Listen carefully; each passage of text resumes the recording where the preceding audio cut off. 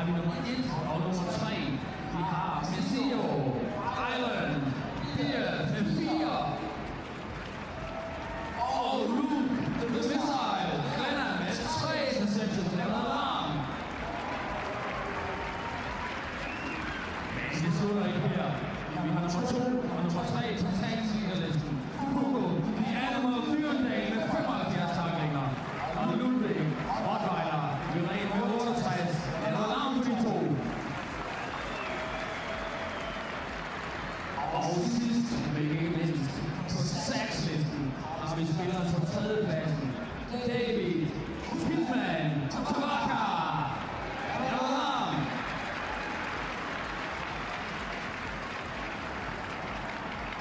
Og nu er der ikke lang tid til vi starter kampen, så er klar til at lave alarm for Nordic Storm og for vores fantastiske cheerleaders.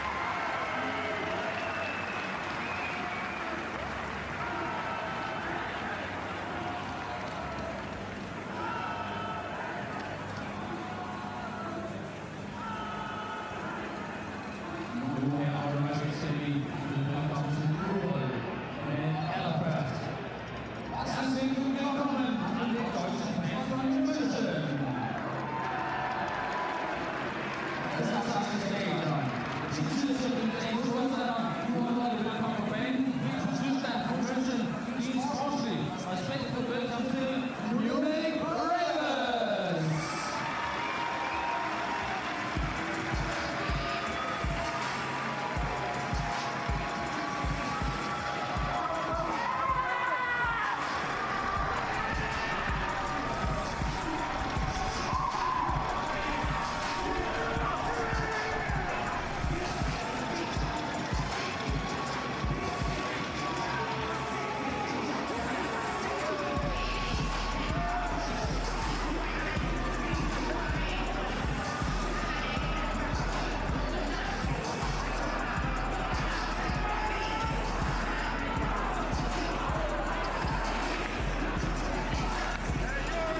We've reached the conclusion of a 3-month regular season journey this afternoon in Copenhagen. Week 13 provides us a pairing of the league's top 2 teams, each whom have consistently proven they're a cut above the rest. The Munich Ravens, looking to punctuate a perfect regular season, visits the 8-1 Nordic Storm. With Jeff Haxton, I'm Kyle Schasberger. This is the European Football Alliance.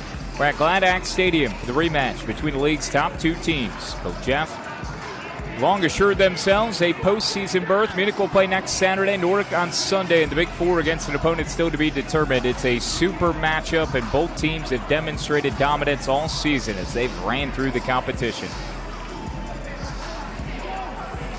Yeah, these two teams have been enormously successful, and when I look at them, they are both extremely balanced. They have skill, but they also have the work in the trenches. They have really everything. And you're looking at a franchise in Munich that's got a chance to go undefeated, be the number 1 seed, but standing in their way, the Nordic Storm, who lost just by 3 to Munich in the only other season matchup between these two franchises. Clearly, like you said, the cream of the crop. And what a great way to decide who's going to be the number 1 seed. A chance for an undefeated season, which doesn't happen in professional football. So much going on here today. And just get to see these franchises showcase themselves one more time before the Big Four. Jeff, they last met week 7, 37-34 was the final. It was Munich who was victorious. Again, they're the one unbeaten team at 9-0. The Nordic Storm taking the field at home, though. They're 8-1, looking to remain perfect at home, trying to punctuate that home season ahead of the semifinals, the inaugural Big Four, the European Football Alliance, next week, which will be played in Frankfurt. The championship game at the end of the month will be played August 29th. That's a 6 o'clock title game. That'll be in Tyrol. And the Storm are coming off a 47-9 thumping at Frankfurt last week. Adrian Clark, starting quarterback. He was awesome, 32 of 47, 440 yards through the air, 5 touchdowns, was sacked 0 times. Meanwhile, Munich, Russell Tabor and the Ravens remaining perfect after he went 26 of 30, 351 yards, 5 TDs. He was sacked twice. These are the top 2 signal callers in all of the EFA, which is no surprise given the records for both teams. And Jeff, with the 2 best teams here going toe-to-toe, already clinching a spot in the Big Four, that doesn't mean there's not necessarily anything on the line here this afternoon, high noon on a Saturday for the regular season finale in Nordic. There is plenty to play for, and bragging rights are leading the way. Yeah, and you can see a mixture of emotion as these teams take the field. We're going to get to look at the starters here, and this is going to be worth looking at because immediately you see the quarterback is a different starter for Munich as Russell Tabor not there in that lineup. But you can see a mixture of a relief that they've made it to this point and then the emotion and the seriousness about what is on the line here today. As you do see Jadrian Clark will start for Nordic.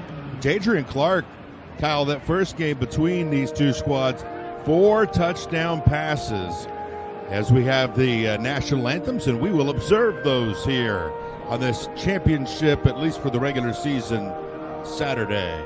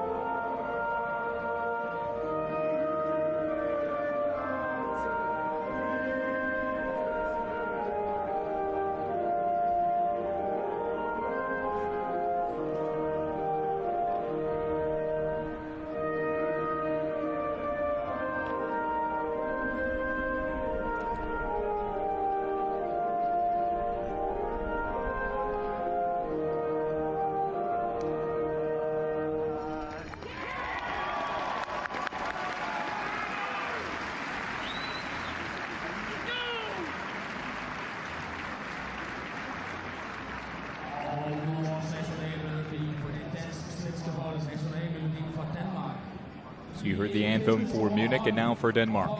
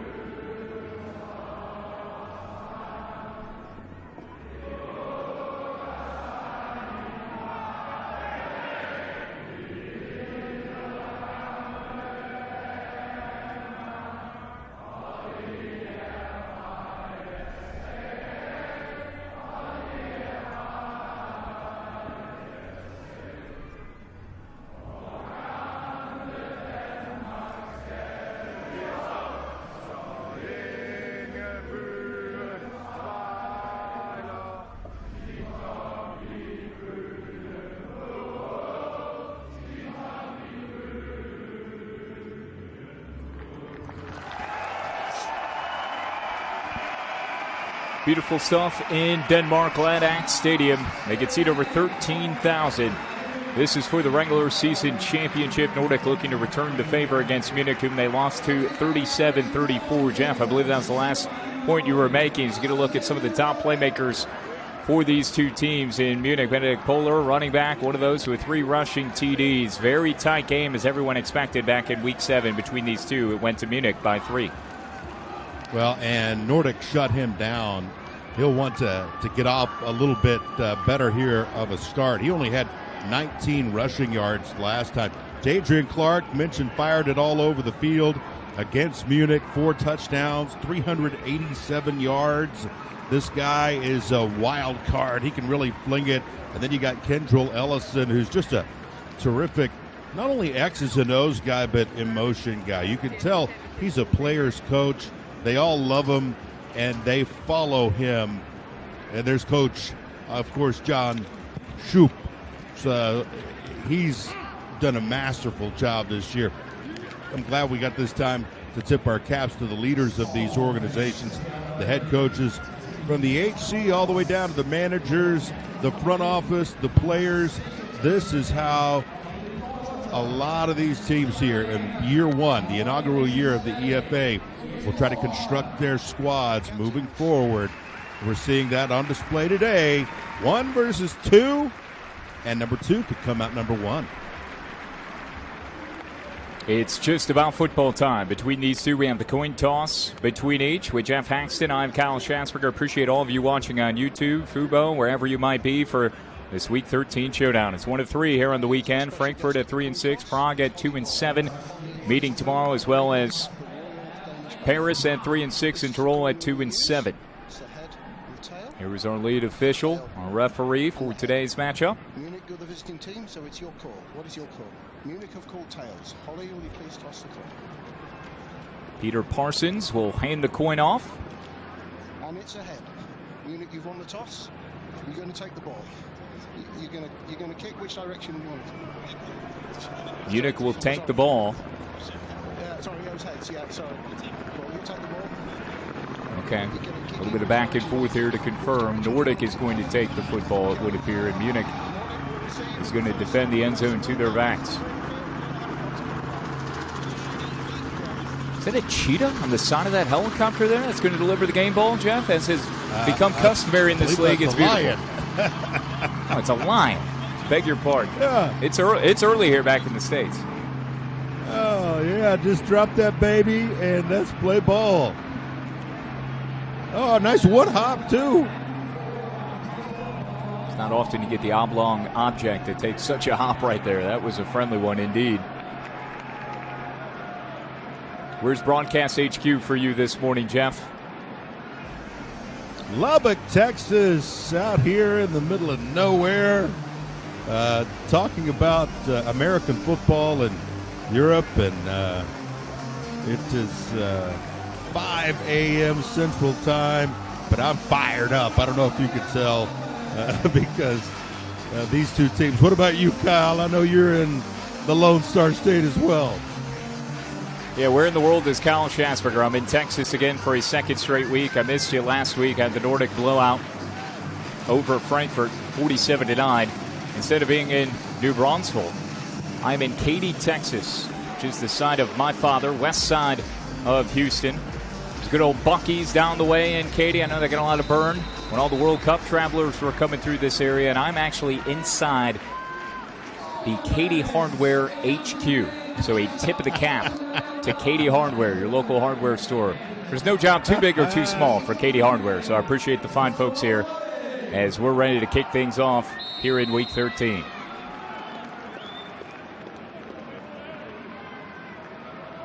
Swing of the leg. Nordic will receive. We're underway in this gargantuan showdown between Munich and Nordic. Return out near the 40-yard line. And that's where the home-standing Nordic Storm and Jadrian Clark. Jeff, you've already spotlighted. He will get the start. We'll circle back to Munich once they have the football, not going with Russell Tabor. Well, Jadrian Clark and company will take to the field first, looking to strike first. And this is an offense that has Very lethal, Jeff. Second of the league in scoring, 356 points, behind only Munich at 389. Well, they mirror each other so much when it comes to the numbers. Their styles are a little bit different. We'll get into that as this game progresses. Here's the toss play to Tooney as he tunnels across the 45. A healthy gain of 6, maybe 7 yards. Do invite all of you to interact in the chat. We do have a Louisiana viewer. Saw that. I think it was Cedric Rogers on YouTube. Some of the fans already ribbing him, asking if he's eating gator this morning for breakfast. As, of course, we've already mentioned 5 a.m., just past the top of the hour here in the Central Time Zone, where Jeff and I are back in the States. It's high noon, though, in Copenhagen. And a second and short. A completion is made. Clark has his man, Almeida, and he is a terror to bring down inside the 35, close to the 30, a first down for Nordic. Absolute dynamic playmaker, and you're going to see Nordic heated up a little bit. Their tempo already elevated. By the way, it is a gorgeous day in Denmark. 20 degrees Celsius, just perfect for football. 68 degrees Fahrenheit, a few clouds. The wind not doing much, and Nordic off to a great start.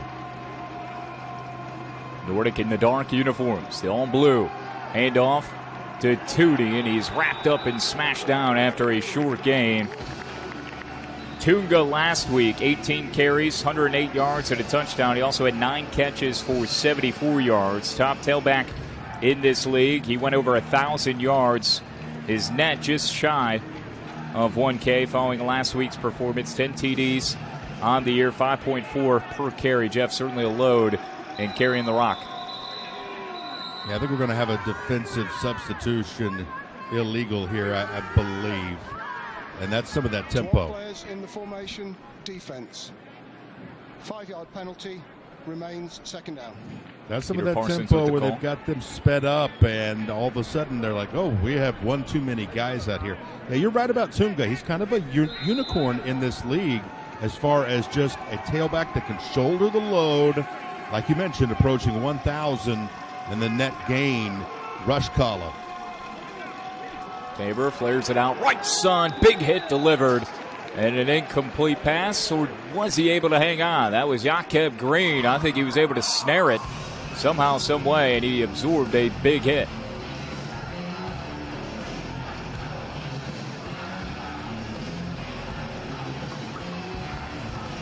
Excellent concentration there, using the fingertips well.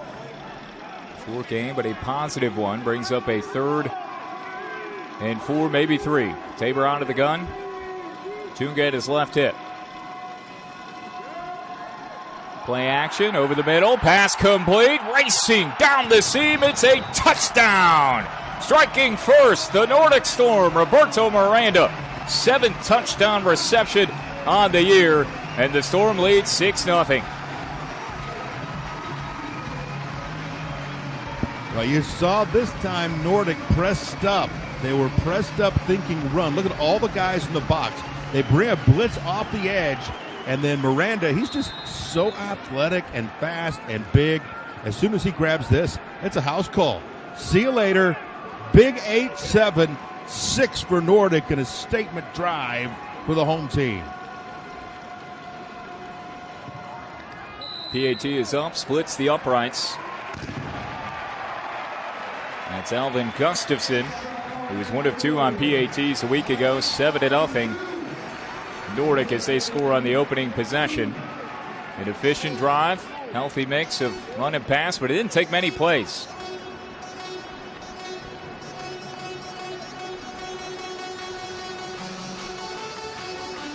Kind of fired up for all the obvious reasons. Yeah, I would point at him too. This guy's one of the best players in the EFA. Just such, again, he's not like a guy that's going to square up in a zone on a 10-yard out for a control type play. He can do that, but he can also gallop. I mean, you see that right there. He goes to 7 touchdowns on the year. Brendan Bouillot gets a lot of credit, but Miranda can really play. A return from Munich. Breaking free, multiple tackles, finally bullied out of bounds on the sideline. Pushed out of bounds, a healthy return. As Richard Akayam.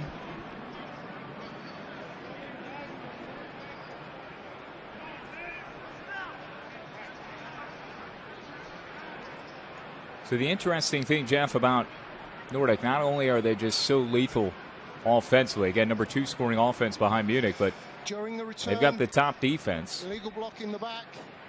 Return team number 1. Half the distance to the goal. First down, Munich. So Peter Parsons announces that they will move backwards following the illegal block in the back. So it's kind of the inverse, Jeff, with each of these teams. Munich, number 1 scoring offense, number 2 defense, and then Nordic, number 1 scoring defense, number 2 scoring offense. Again, 2 heavyweights going toe-to-toe. And Munich again listed not with Russell Tabor as the starting quarterback. Levin Adram gets the call as the signal caller. Not nearly as much as experience as he throws a little swing out to the right side. His footing was never there. But yeah, he's 17 of 27 on the year, where you look at Russell Tabor, 178 completions, 27 touchdowns. Adram, no touchdowns on the year. He gets the call as the signal caller today for Munich. And you know that defense of Nordic pinning their ears back currently on a 2nd and 10 as Munich is deep inside their own territory following the penalty on what was a nifty return, but that was wiped out. Tailback Polar switches from the left to the right side. So he's flanked alongside Adram, the QB. He gets it, and he is smushed immediately. Big-time stop behind the line. Flying through, first on the scene is Wilfried Penang. Really interesting look here. Watch all of the defenders. There's not one defender with a hand in the dirt. They're all standing, and they just had more guys rushing than Munich had to block. There's no way Munich, if you start doing the math and the numbers on this deal, with the way those 2 formations were, Nordic's going to win every time because they had that line just overloaded. And I expect them to bring some pressure on the quarterback here. There's 7, maybe 8 shown in the box, and another loss. Football's popped free. It's picked up by Myron for Nordic, and into the end zone, a touchdown. A defensive score for the Storm. And it's 13-0. Oh, a nightmarish start offensively for Munich. Yeah, this is a team in blue that's ready for blood, and when you get a snap that's along the ground that never gets any height, you're in huge trouble. It's a fumbled snap recovered by the defense. And Mirren jumps in, scoops it, and then doesn't stop. As another sign that this team is ready. You know, normally you pick up a fumble recovery on the 5-yard line of the opposition, you're like, this is good enough. No, the defensive lineman kept him up, and he just trucked into the end zone. And this is, haymaker city for Nordic to start. An additional look will be taken by Peter Parsons and company. What you are seeing, those of you watching on YouTube or Fubo, again, thank you so much. The chat, very active. Over 1,000 of you currently in there.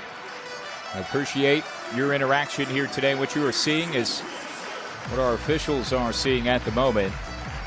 And I don't know if there's going to be an angle to be able to see if somebody was on the football when the football was secured, or somebody was down by contact, and Mirren perhaps before we rumbled into the end zone. But now this is all about is he down? It's going to be either Nordic 6 or Nordic with the ball at the 4. Because right there, as he darts in and splashes himself over this football, I'm going to guess that whoever he was fighting with to get that football is going to be, they're going to rule him down there, because he's on his knees, on his chest. Number 0, Mirren, darts in, grabs the ball, and I'm pretty sure they're going to say he's down there. I tend to agree with you, Jeff. We'll see if Peter Parsons and company will make the same ruling. They're taking some extra time.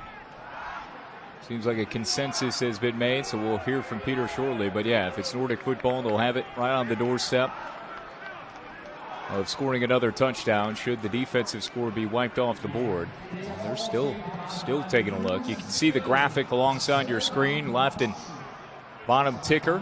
Playoff weekend coming up August 15th and 16th in Frankfurt, the inaugural Big Four. 2 spots still up for grabs. These 2 teams we're seeing here today already clinched their spot in the semis. Opponent TBD. Again, 2 more games coming your way tomorrow.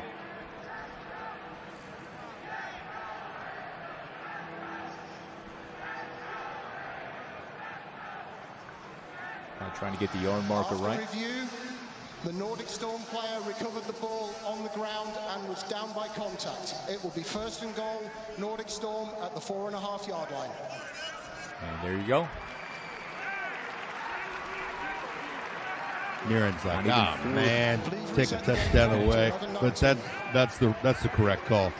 As he's engaging to get the rock there, he does pull the ball, so it's Nordic's ball, but he gets contact while he's on the ground. That means the play is over. Now 1st and goal, though. I'm sure Nordic will take it and try and cash in. Munich does have a chance to try and slow him down, though. Tunga swerving his way towards the goal line. He stopped shy. Down at the 2. 2nd and goal coming up. What a stand this would be for Munich if they're able to keep Nordic out of the end zone following the turnover.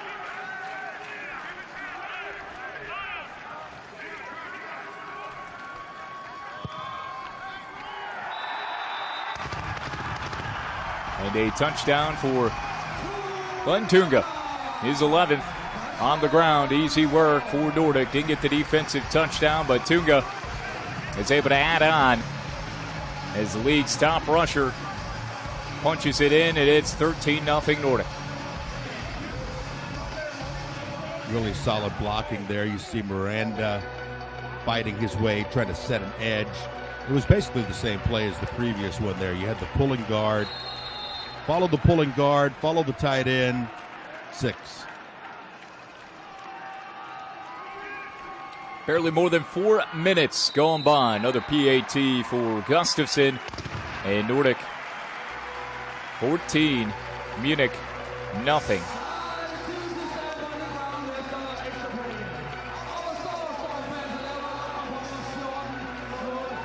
A rematch from week 7.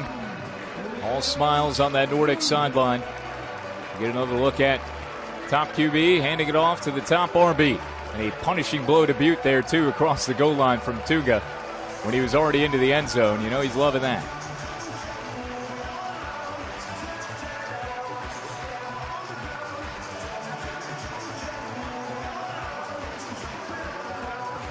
So what does Kendrick Ellison, head coach for Munich, have up his sleeve, paired with OC Kyle Callahan for the 2nd offensive possession? Played by an illegal block in the back on the first return following the opening Nordic touchdown. Wisely just taking a knee. Is Zagayam.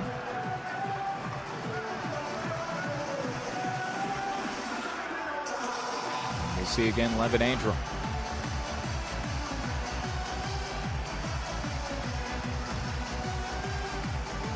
Look at Kendrick Ellison.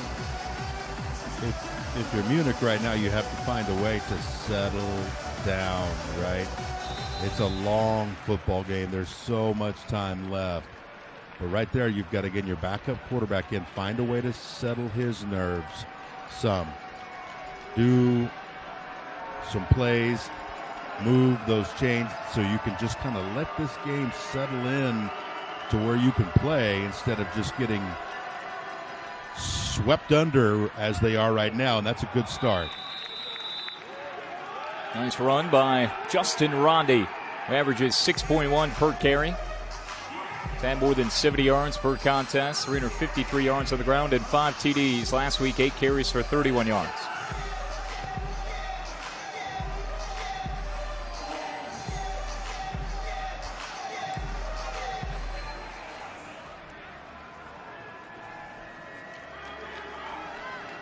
2nd and 4. Very manageable for Munich, who turned the ball over on their first possession inside their own 5-yard line.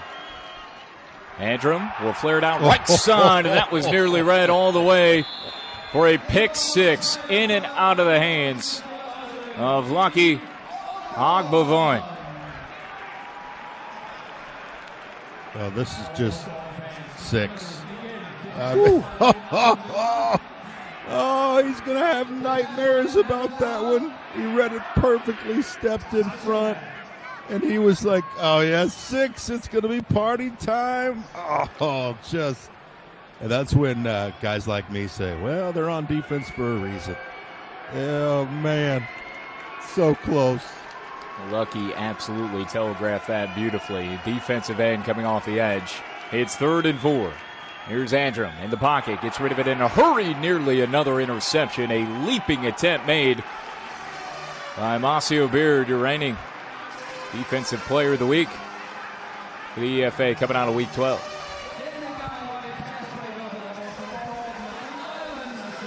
And that's some more mind games from Nordic there. They thrust all of those defenders to the line of scrimmage. All of them are standing, and you're thinking as a quarterback, especially a guy who hasn't taken many snaps this season, all of these guys are coming for me on 3rd down. Then all of a sudden the snap happens, and 3 of those guys drop back into coverage, and you almost throw it to one of them. Nordic's throwing a lot of looks at Munich right now. Football is picked up by Maria. He's ran out of bounds. The near side 20 in front of the Munich sideline. Also doing the punting, Jeff, at least normally. Wasn't able to catch the number out there. Would be the backup quarterback who got the start today in Levin Andrum. So he's also out there handling the punting duties. His 10th punt of the year. And first down coming up for Nordic. Their 3rd offensive possession with a stranglehold in this game. And Jeff, this thing already feels like it's in tilt. We've barely played more than 5 minutes. But you can tell all the energy, all the momentum is on the side of the home team of the Nordic Storm here in Copenhagen. They're flying around defensively and offensively. They've got all the mojo. And this is where, if you're the Munich defense, you need to take some pride. That was a good punt, okay? Now you've got some breathing room. They have to go a long way, a lot longer, starting this drive at the 18, 19-yard line. If you're Munich, you got to show some pride on this defense here and not let them just slash and burn like they have been. Jakob Green with a first down reception as he barrels forward across the 30, climbing close to the 35. Another first down for the Storm.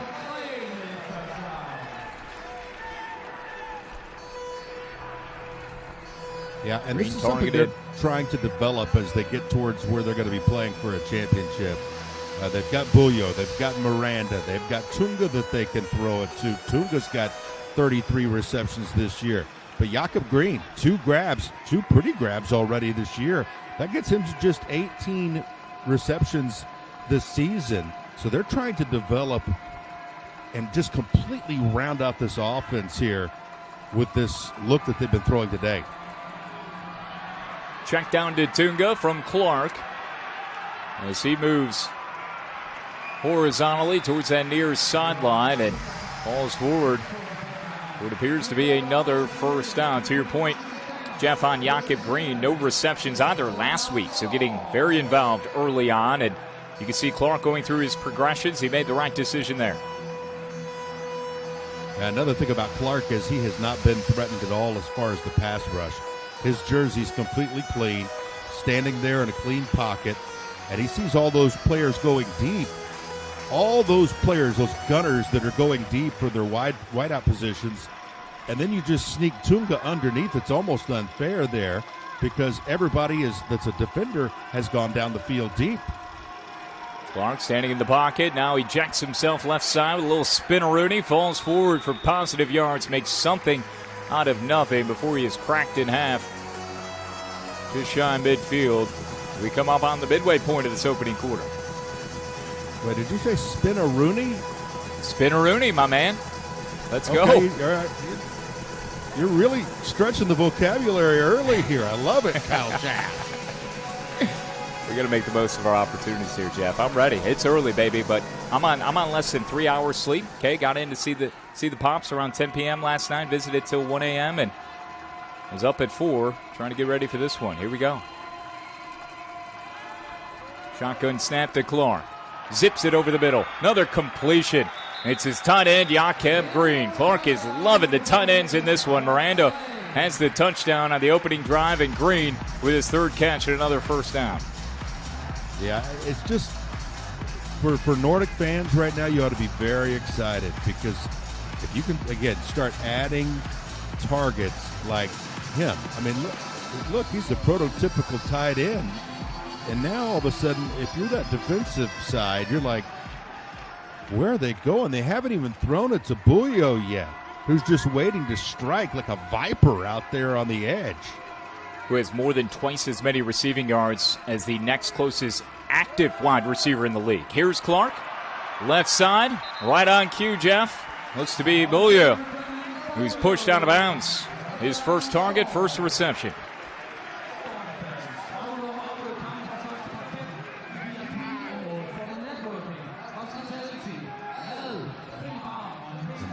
Can't do it any better, you know. Again, if you're a Munich defender right now, your eyes and your brain are going 100 different places because the Swiss Army knife has all of its attachments deployed, and you don't know how they're going to cut you. You just don't. Empty backfield as Clark rockets one over the middle. Was looking for Bulio again. Heavy coverage, though. Bulio, it's just incredible, his numbers, Jeff, that he's put up this season. He's getting another look at the route. 83 receptions for him in total. He's over 1,400 receiving yards and 17 touchdowns. Went 11 catches, 149 yards, 2 TDs through the air in that route over Frankfurt a week ago. First time that we've seen Jadrian Clark force something there. That was a bit of a heat check, as they say in the game of basketball. Clark lobs one short, left side. Rumbling towards the first down marker. Catch and run, Jakob Green again. Is that 4 or 5 receptions? He's been a force, a flag on the play.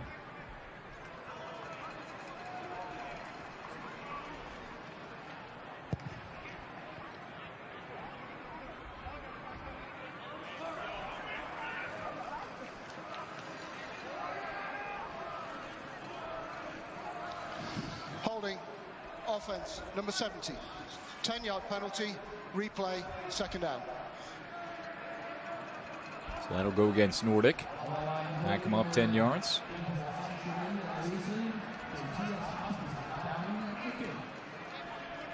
Those watching on YouTube, thank you for navigating some of the audio issues. Seems like we might have been ahead by a few seconds. Thank you, Giannis, for also working on that. We've got word from the league that it is being worked on. Well, there's a lot of you in the chat. Continue to have those conversations. Here's a 2nd and 15. Jadrian Clark looking downfield, pats the football, rifles one, and incomplete. Leaping attempt made by Miranda, who had the receiving touchdown on the first drive.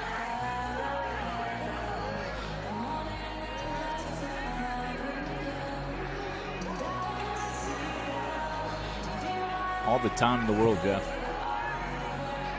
Yeah, and the only difference this time, and Clark is, I think, one of the best quarterbacks that I've seen as far as looking off receivers, making sure his eyes are going other places, trying to move defenders with his eyes.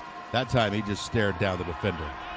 Uncorks one towards the far sideline. Bulio has it close to the 25-yard line, wrangled down.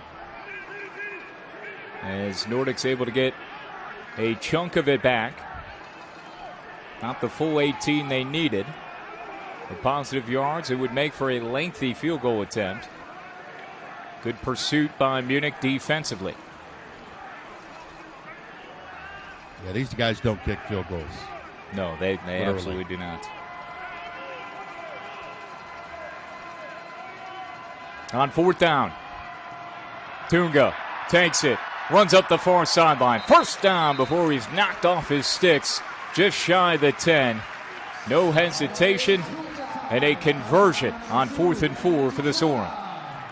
Yeah, when your safety valve is Tunga, who's so dependable in just receiving the football. Again, 35 catches this year. Jadrian Clark just has so much confidence. He's like, I'm just going to swing it out there to number 7. And then they went with some tempo there and took a shot. But, yeah, Tunga, he's so reliable, and I just think gives Clark this kind of safety blanket of, hey, if everything, and I think that was a design, little swing pass out to Tunga, but if everything breaks down, I can always throw it to him. No question, a versatile weapon to have in your arsenal. He can run it, he can catch it. John Shoup, the head coach, doubles as the OC. Here's the play call on 2nd and 10. Bouillon is roped down, shy of the first down marker.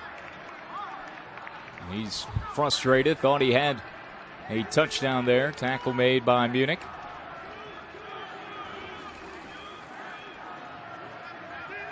Just notice that last defender maybe a tad too late. Terrific ball again from Clark, though, Jeff. It just feels like Jadrian Clark is out on the schoolyard, just slinging the rock around. He's so comfortable, so poised, and no surprise, more than 3,200 yards, close to 3,300 coming in. Top passer in front of Russell Tabor, who's not starting today for Munich.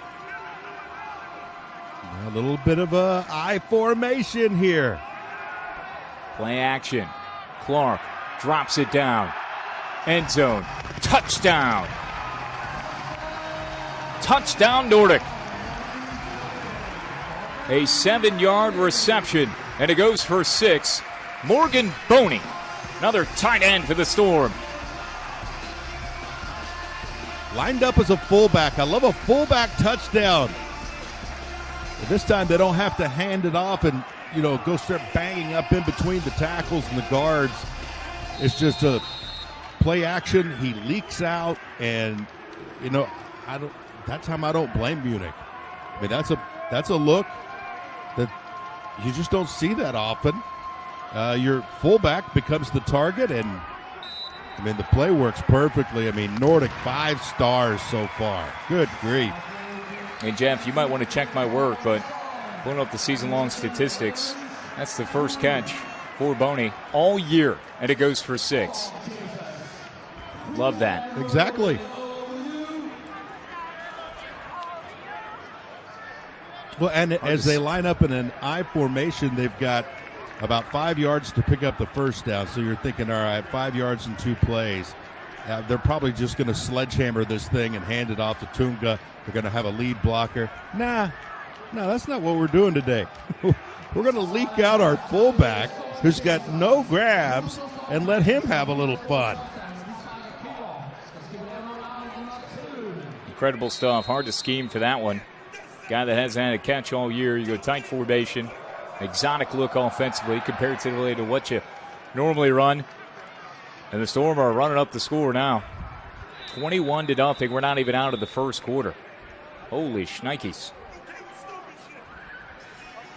I believe this is what anybody expected, Jeff.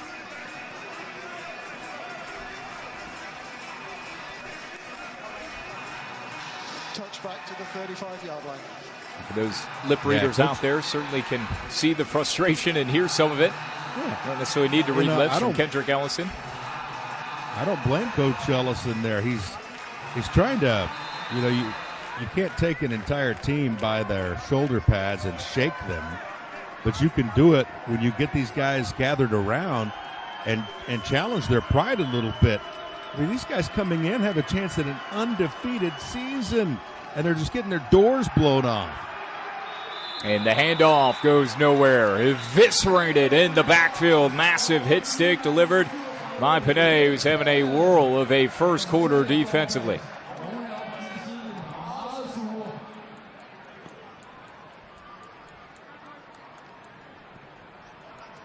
Polar with nowhere to go. No protection. That defensive line is just flexing all over that offensive line for Munich. It's been child's play to this point. Andrum on a 2nd and 10. Give him forward progress. The line of scrimmage. Deep ball, nearly dropped it perfectly into the clutches of Rush. Incomplete, 3rd and 10. Well, and all this is, you know how much I like math, Kyle? Hopefully more than I do. None. I don't like math at all. But this is a math problem for Munich because they're having so much faith. Nordic is having so much faith in their cornerbacks that they're just leaving them out there on an island. Now, there are 2 safeties, but linebackers, edge rushers, interior defensive linemen all standing up, and there's more of those guys than Munich has to block, and you're just getting all these free runs at the quarterback, and that's why we saw a shot deep down the left side. That was like, this is kind of the only play that we can run here. We got to take a shot because it's one-on-one over here on this side. And so Nordic is just pushing Munich into these uncomfortable places where they don't want to be and where they can't function right now with a backup quarterback. And that backup quarterback is on to punt again for the 2nd time. And Levitt Andrum, after the drop-off to Polar, was shy of the 1st down marker. He was under duress again, just havoc in the backfield. Defense has been fuego here early on. The offense has certainly capitalized. Here's the punt from Andrum, and it angles out of bounds, close to the 20-yard line of Nordic. And the Storm have scored on every possession. They'll get a 4th crack on it here in the 1st quarter.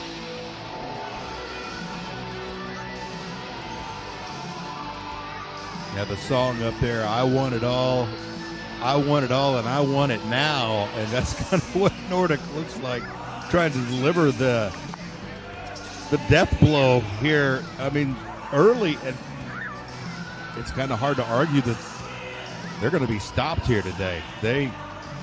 These 2 teams have taken a little bit different routes, it seems, in this game, and we'll see, how it plays out and who it pays off for. Because Nordic, if they keep it up, they're going to be the number 1 seed in the Big Four, and Munich will be the 2nd seed, and they'll hope for a rematch, and we hope for some great games tomorrow. Can't wait to find out who's going to get solidified in the first ever Big Four. These 2 teams are both in, so no matter what happens to Munich today, they're going to be in good shape for a playoff position. But, man, you'd like to have some good feelings rolling in to those playoffs. Gain of 5 for Tuga on the ground. Jeff, couldn't agree more. I mean, it will play itself out. We'll see what the future holds for each of these teams in the playoffs. But, yeah, different approaches taken by both. Munich resting a lot of their starters, including their starting quarterback in Russell Tabor, and Nordic playing all the ones. Here's Tuga slashing across the 40, approaching midfield near sideline. A little hezzy as he is wrapped up into Munich territory. Big time run by Glenn Tunga. Well, this could have been Kyle Schasberger here over the right side with this hold. I mean, you must tip your cap to the offensive line for Nordic, those pulling guards, because once Tunga had it, he just saw nothing but green. So, yeah, we can pat him on the back all we want. That's an offensive line, big-time execution that got him all those yards. Bouya in motion, right to left. He'll take it on a flare. Turns it upfield, bumped out of bounds, close to that 1st down marker. Clock will stop momentarily. A flag on the play.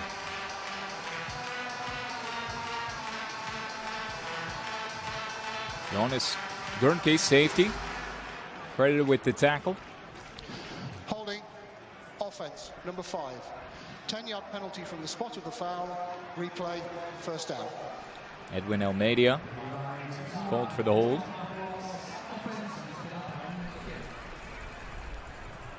Glad Axe Stadium is the scene here in Denmark. Nordic Storm, the home team, in their finale for this inaugural European Football Alliance season. A win, they'll be the top seed, awaiting an opponent to be determined following tomorrow's final 2 games of the regular season. Munich won the first matchup, week 7, 37-34. And a timeout is called by Munich prior to that 1st and 19 snap. Timeout from Nordic. They're first. Well, what I saw there was a check down from Jadrian Clark, and he looked really excited about it. You can almost see, because we've had such great camera work in tight. He saw something. I think he was going to hit with a big play there. The coaches for Munich were like, now let's slow this down and not let that happen. Coming up, it's almost here. We've been talking about it all year, the inaugural season of the EFA, the Big Four. It's about B&B Hotels on the 15th and the 16th out here. Coming up, the final week of the regular season is here. You can see Munich thinking about maybe next week. So out of the timeout, Nordic will break the huddle. Final moments of the opening quarter. With Jeff Haxton, I'm Kyle Schasberger. Appreciate all of you so much for this Week 13 heavyweight showdown that's been very one-sided. Clark rips it over to Bouillon. Out across midfield. Gets the penalty yardage back. Lassoed out of bounds at about the 47 of Munich territory. And this is quickly becoming a flag fest with 5 ticks remaining on the opening quarter clock. Holding, offense number 22. 10-yard penalty from the spot of the foul. Replay, first down. They will replay first down. Peter Parsons, our referee here today. Munich won 45-22 against Paris last week in their home finale. Nordic 47-9 at Frankfurt. Each of these teams will be back in Frankfurt next week for the Big Four. And the clock will just wind down to complete our first quarter of play. That is the end of the first quarter. Touchdowns from Miranda, Tunga, and Boney with his first ever reception. The tight end playing fullback on a tight formation procures the pass to make it a 21-0 game as Nordic has opened up a can on Munich here at home after one quarter. Jeff and I will be back in a moment. It's Week 13 of the European Football Alliance.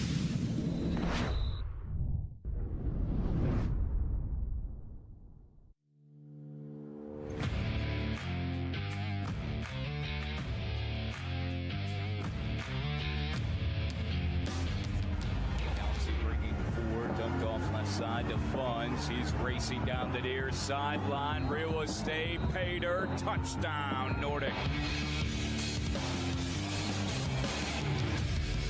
In the pocket, now scampering right, cuts it back left side between the hashes, out across the 20, 25, and he is punished.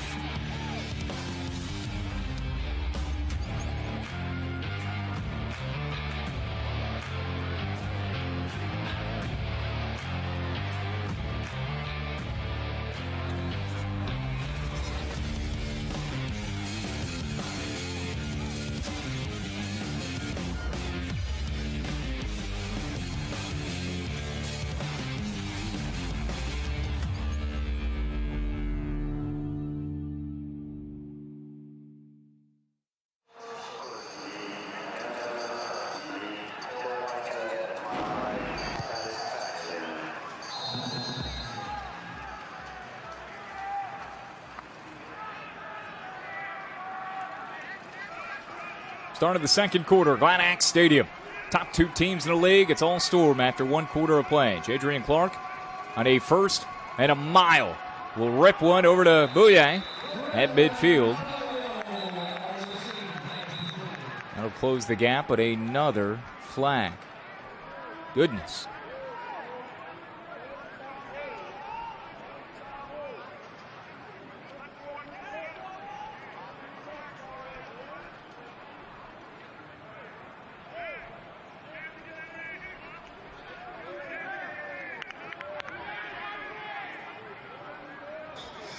Personal foul, unnecessary roughness, offense, number 70. 15-yard penalty from the previous spot, replay, first down. So we have a 1st and 41 coming up, Jeff? Yeah, the only team that's stopping Nordic is the Zebra team, which then turns around and, Nordic's making those mistakes. That would be the only thing that they could have and say, gosh, we got to do better as far as that execution. But, man, first down numbers, 9 first downs for the Storm, 0 for the Ravens. 8 of those first downs coming through the pass, 140 yards passing.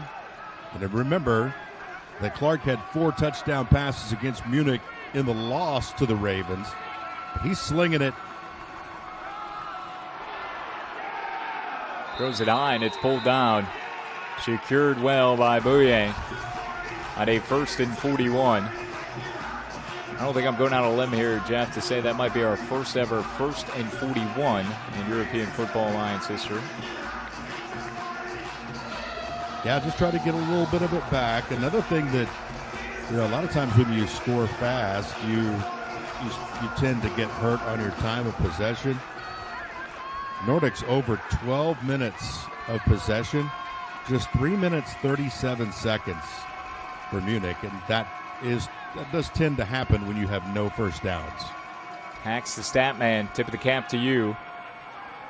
Completion over to Joachim Green in front of his own sideline, and doesn't get much of anything. Maybe a yard of forward progress before he is bullied out of bounds. Loses the lid. Just the shoulder pad. And a handful of catches. Well, Kyle is kind of making his introduction as far as an offensive weapon. He needs a little face time, right? Never hurt anyone. I mean, let the camera see you, my man. Let the folks on YouTube and Fubo serenade themselves with the grill. 3rd and 28.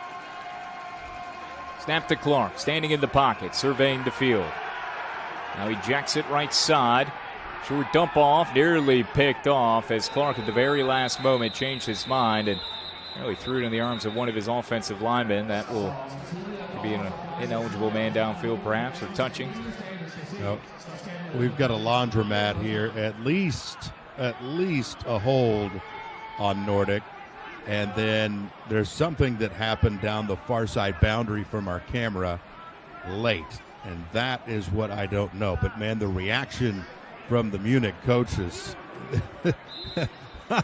they all jumped in the air. It's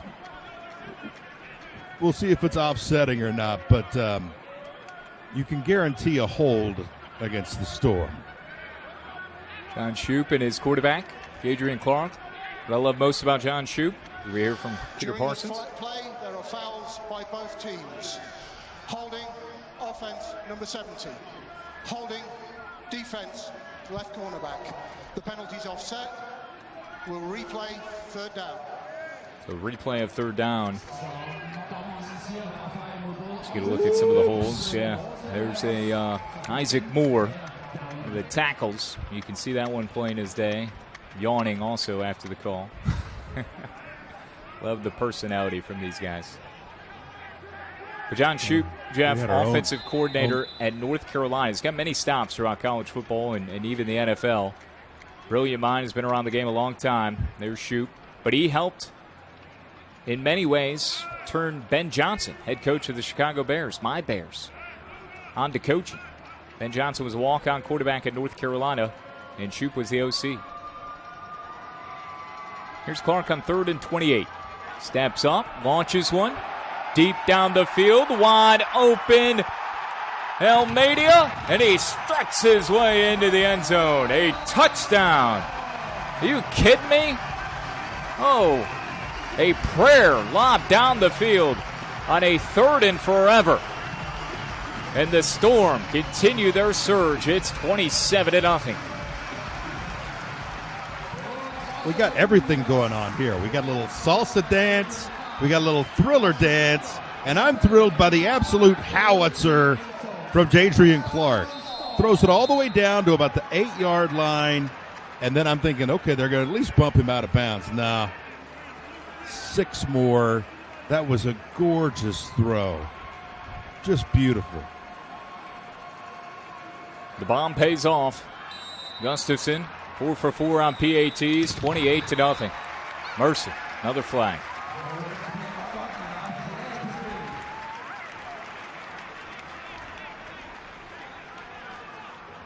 So much time for him to throw. Boom, look at him. I mean, just perfect. Offside, defense, number 24. And then you've got to get him down here. I'm not sure what that was to try and tackle, but it didn't work. Almeida, one of the best athletes in the EFA. I love it when he gets to show off because he can really just change games. And Jeff, I think that's the first time he was targeted here this afternoon. It's his 4th touchdown of the season, 3 grabs, 77 yards a week ago. He's over 600 receiving yards. He's closing in on the 2nd most receiving yards in the league, which again is only half that of what Bouye has, his teammate, number 19. Cam Green pops it off the tee. And a touchback. The ball will come out to the 25. Well, if you're a Munich fan, it's hard to really sell this one. You're resting a lot of your starters, but unbeaten to this point. A chance to go perfect. So rare, no matter what league it is. Jeff, you illustrated that earlier. But they have been in a world of hurt since the opening kickoff. And the decision to not play their best dudes, including starting quarterback Russell Tabor, other key positions with reserves, certainly come back to bite them to this point.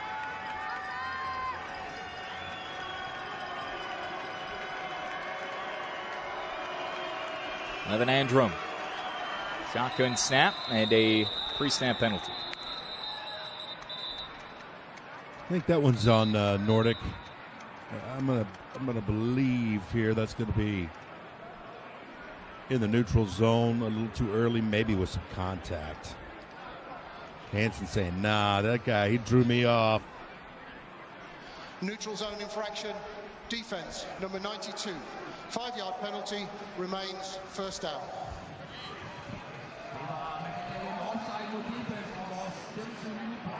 Yeah, you can see the neutral zone infraction by Aslan Zennerberg. Number 92 there, center of that defensive line. So 1st and 5.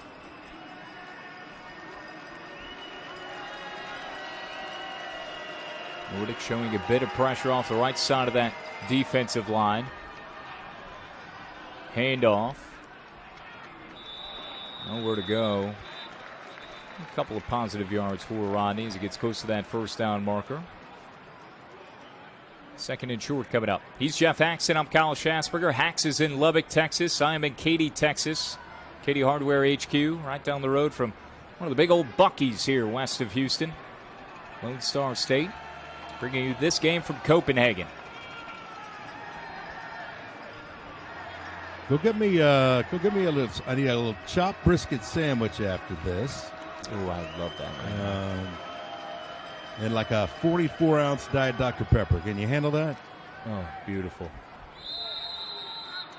I wish I could make it work. We can pretend, though.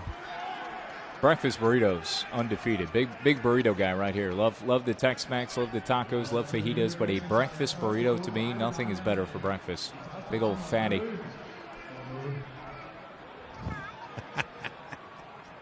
I need it all. I haven't had time to put anything in my belly at this point. I'm staring at a banana, some grapes. I've got a Chewy bar. You best believe that's all going to be devoured coming up at halftime. What's probably going to happen here is you're going to see all that intensity and fire from Nordic, that level that they were playing at, that's a demolition type level. That intensity should start to slip a little bit. It's just hard to stay at that level that all the coaches talk about. You have to play up here in order to be a champion, in order to get victories.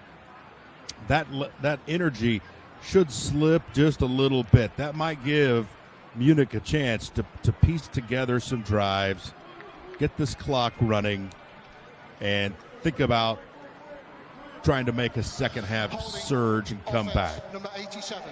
10-yard penalty from the previous spot. Replay, second down. And now Munich will work backwards after another penalty. The chat with a lot to say about the effort from Nordic on YouTube here today. Asking, where's that unbeaten team? Hadn't shown up. Seems to be the consensus. A lot of unhappy campers.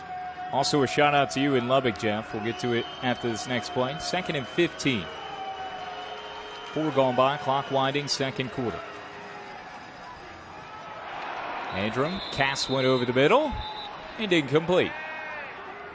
3rd and 15 coming up. A Brown, -XF 2BI says, shout out to Lubbock, Texas. Guns up, Red Raiders, my undergrad alma mater. Yeah, that's right. They're excited about football around here. And, you know, that as far as fans of our league, the EFA, that's a great part about this league is because you can start back in May and then pick up football every week except for this week, or this year we had week 11 with no games.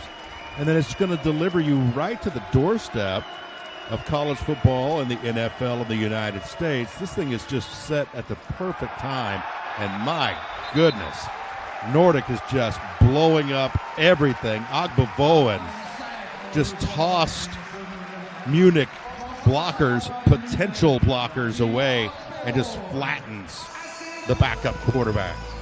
Eviscerates Andrum. Doesn't take luck. That's all skill from Ogbavoen, who has had a sensational first half. Really Nordic top to bottom, offense, defense, the special teams that they've needed from a kick standpoint, PATs and kickoff specialists, everything has come up storm to this point. Another punt from the backup QB and Andrum. If you're just joining us, Almeida stumbles, drops the football, picks up the loose change. And he's escorted out of bounds on the near sideline. Again, no Russell Tabor, and that's, from what we understand, it's a Kendrick Ellison decision. A lot of the starters being rested, so 2 different angles here that each of these teams have come at. Nordic going for it all, going for the top seed, trying to finish an unbeaten season at home. Their only blemish, a loss to Munich in Week 7, 37-34, but trying to exact the score, seek revenge. But Munich not as interested, at least in terms of the personnel that they've rolled out here to that point. I know there's been questions in the chat. Again, appreciate all the engagement. Dory Dunay, breakfast burritos, best. I wish we could have a good one in London, but we don't. That's unfortunate. Good thing I'm here in the States. Yeah, that's going to be a tough ask in London, I would imagine. You know, and again with Tabor, you're looking at 27 touchdowns through the air, 6 touchdowns on the ground. He's over 30, about 33 touchdowns that are not playing today. And your leader, you have different signal call patterns when you get a different quarterback out there. And again, this energy from Nordic has been unmatched. You could see these guys bring their, I guess the old way to say it, bring their briefcase. They showed up to work today, Kyle, and they keep working. Yeah, the lunch pail mentality. That blue-collar attitude has been on full display. They have lowered the boom. They have taken the necessary shots. Checked down when needed. You got a mean mugging running back, and Glenn Tunga has already rushed for 1 score. He'll take it into his belly again. Runs on a 1 tackle. And finally stonewalled and pummeled backward as a cavalry of Raven defenders drop him for a loss. Yeah, after Munich, you try to build off this here. Got good penetration with your rushers. At least slowed him down. Didn't get him down. It's hard to get Tunga down. But now what you need to see this gang tackling. You need to get guys all around the football, and that's the best defensive play that we've seen today for Munich. They rally to the football. They get about 5 guys there. Try to build off that. 2nd and 11. Adrian Clark all by his lonesome. Tight formation. Snap looks right. Now he spins one down the field. A little underthrown looking for Almeida. Getting a paw on it, I believe, was Isaac Mumbraw. And a 3rd and long coming up.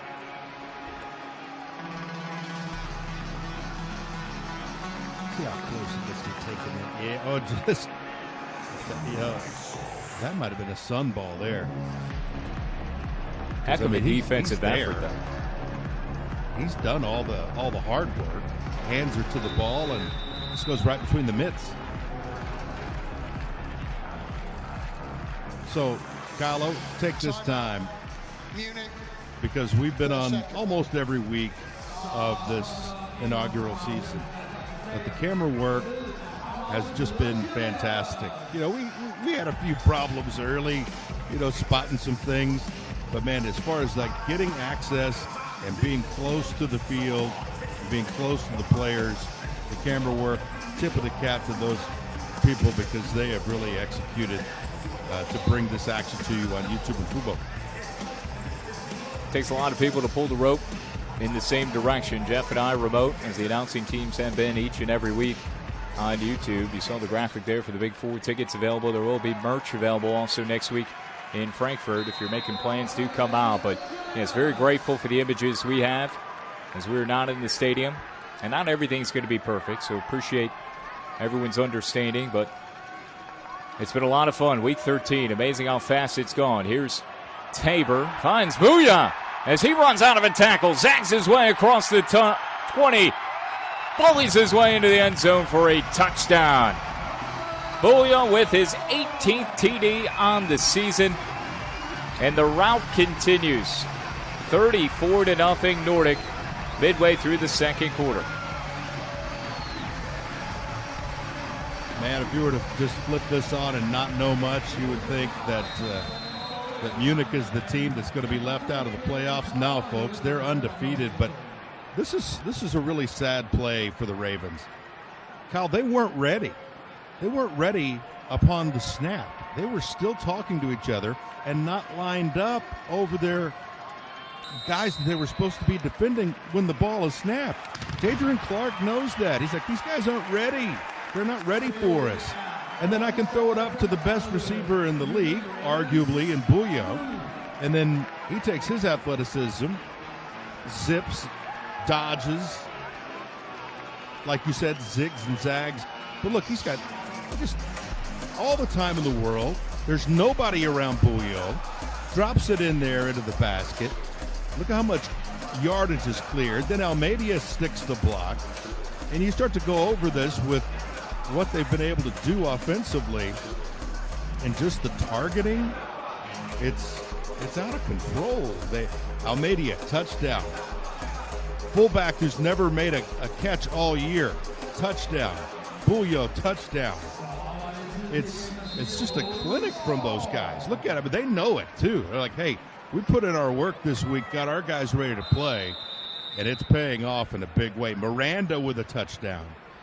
I mean, all these guys are getting targets, and it's got to be one fun game for them to play, because it's like, hey, if we're on the offense, we got a chance to score. Touchback as Green puts it through the back of the end zone. Ball had fallen off the tee initially. But you're right, Jeff. It's looked easy for Nordic. They're having a lot of fun. Made the comment earlier, it's like being out on the schoolyard with Jadrian Clark just slinging the rock around and having the time of his life with his buddies.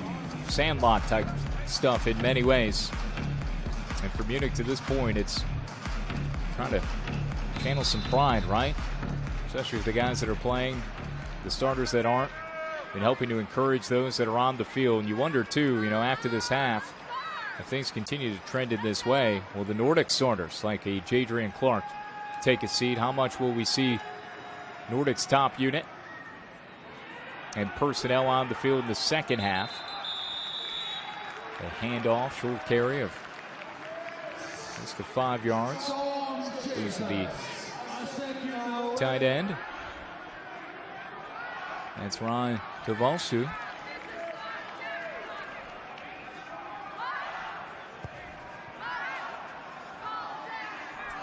Kendrick Ellison having an impassioned conversation with his defense on the Munich sideline.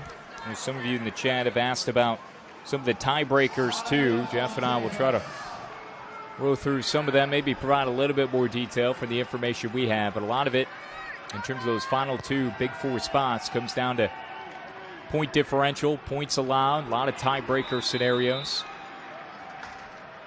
Near that first down for Munich is Polar. Would appear that he has it. 2 games tomorrow, Frankfurt at Prague. Galaxy at 3-6, so a win and they are in. And Paris at 3-6. If they can win at Tyrol, they are also in. Raiders at 2-7. A win over Paris could put the Raiders in the Big Four. Jeff, that's amazing just from a league 30,000-foot view, if you will, considering Tyrol started 0-7, and they have a chance to win a 3rd straight game tomorrow at 4 o'clock. Yeah, they started 0-7, but they had a brutal schedule to start things and had to really, it took them several weeks to get their footing, make a few personnel moves, and all of a sudden it's a different team. Paris and Tyrol tomorrow, that will have so many implications. If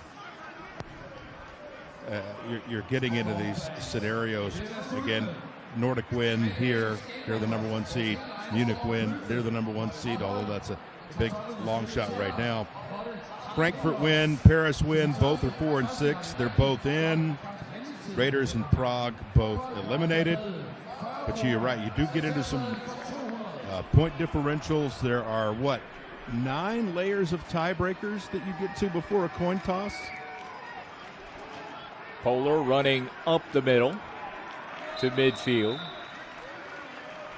A 3rd and medium coming up for Munich. No, you're right, Jeff. It resembles, to those who are familiar with the States, I don't know what the comp would be across the pond, but it's like a CVS receipt, the tiebreaker scenarios.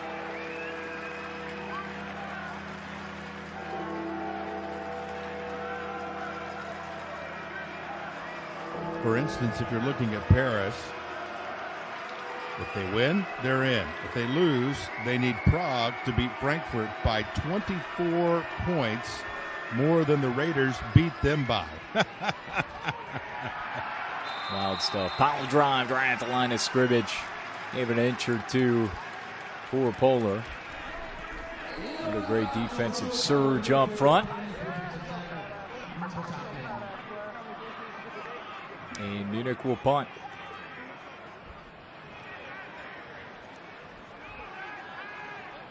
Almeida back to return with the Storm. Good turnout, too, as you're looking at the field here. That backdrop of Lanax Stadium here in Denmark. A lot of fans continuing to filter through the stadium. High snap pulled down by Andrum, who's doubling as the starting quarterback today. Spins it out of bounds on the far sideline inside the 20-yard line, closer to the 15.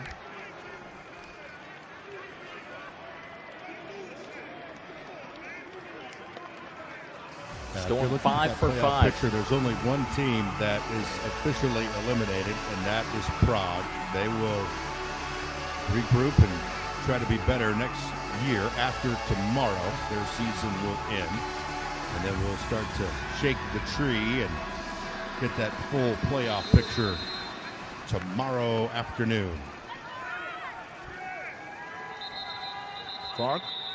Quick trigger to the right to Almeida, but it's flown down a false start against the Storm. And 1 point on Prague I do want to make. As much as they don't have anything to play for tomorrow, so maybe spoiler. Start offense, number 79.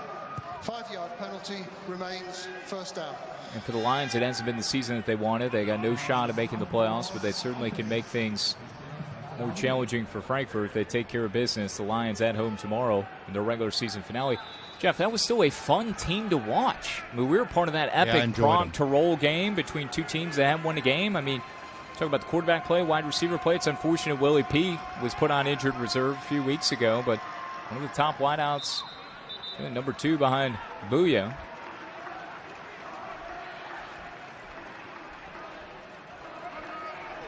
Well, I think the game of the year was definitely Paris and Prague. And just the huge plays that were made by both sides to keep that game going. You had a 56-yard field goal, I believe, to keep the game alive for Prague, and they end up winning it with a 2-point conversion. just breaking Paris' heart there. That game was in Prague. And you go, I know you and I both do this. We go back and look at the schedules and try to remember things from the weeks. And that game just really jumps out. That was week 9.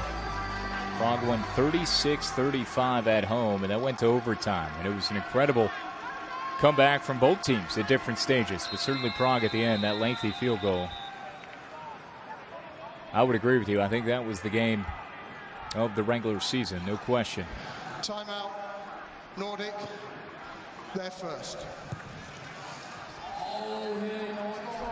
Peter Parsons signals first timeout. Score graphic was showing 2 remaining. Third minority came off the board, so Clark will go to the sideline. Clark with John Shoup, head coach at OC. And the only blemish on this Storm's resume was back in week 7, 37-34. They fell to Munich on the road. Munich will get the ball in the second half.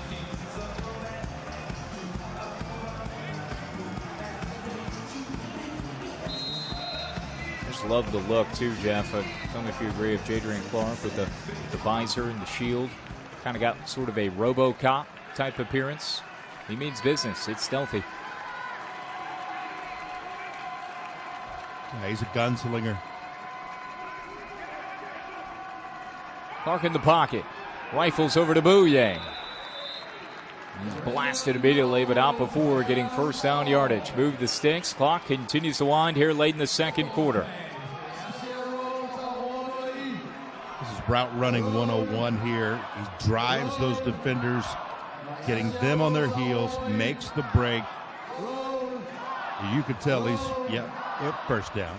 Yeah, you could tell he's really worked on his craft, because the route running, it can be so, some of the things, infinitesimal things that you can do, like with your eyes and with your hips and with your body.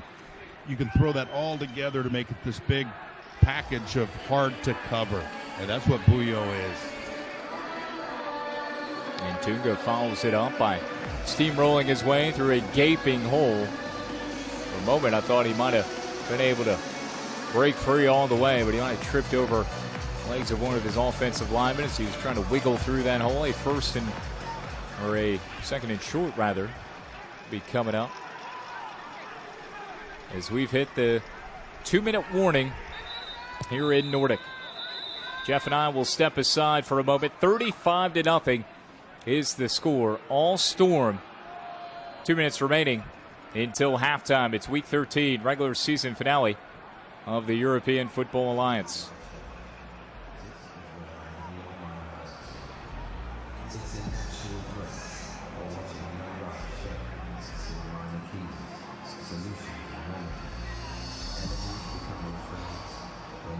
That is the 2-minute warning.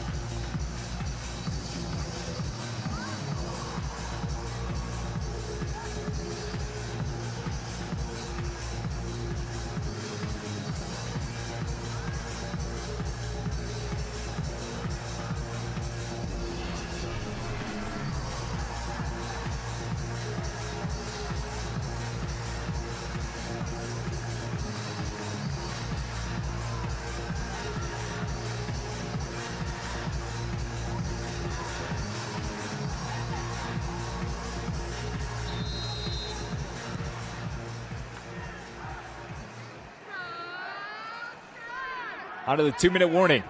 Storm again on the march. They've scored a touchdown every time they've had the football. A toss to Tunga. Back to Clark. Little witchcraft here. Down the near sideline. It hits the back of the defender. Interference is going to be called. Almeida was the intended target. I believe that's 28. It's hard to see the numbers on those Munich jerseys, just being honest with you. Very cocky.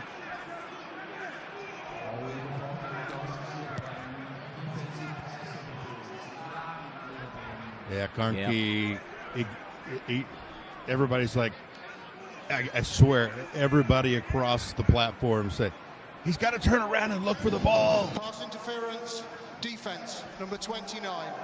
Automatic first down at the spot of the foul.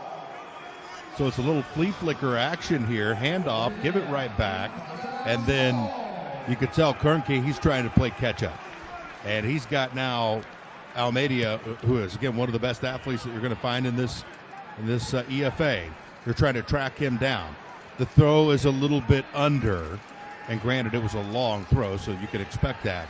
But it just sets up for disaster there because you're thinking you're going to have to play catch up all the way into the end zone. Then the ball basically hits you square in the back, and then you get flagged for it. So the ball is placed inside the 6-yard line. Clark with Boney to his right, Tunga behind. Clark will throw it towards the near corner. In and out of the hands of his target, Booyah. Tried to make a crafty catch with one hand. Couldn't get his clutches entirely on it.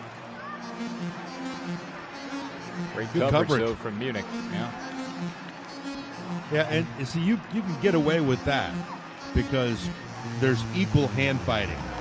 Booyah engaged, defender engaged, so it's a fist fight to get the ball. And when it's going both ways there, the flag's not going to come out. 2nd and goal from the 6. Clark airs it over to Tunga. Another touchdown. Tunga has one on the ground. Now he's got a touchdown through the air. 41-0.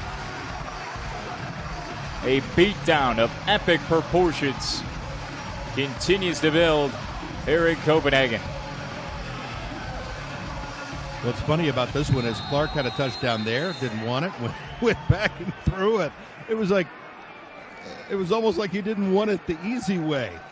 The play action worked perfectly. Tunga was wide open. He's like, I'm just going to wait a little bit, and now I'll teardrop it over there to you for 6. It was open twice. 42-0. We still have 1:39 until halftime. Some of you in the chat asking about the rules. Same in the USA, as I presume. Yeah, if you're new to the game, thank you, welcome. But this is NFL-style rules in the first year of the European Football Alliance. And a lot of people continuing to question in the chat on YouTube the decision from Munich to rest their starters because it's come back to bite them in the worst of ways.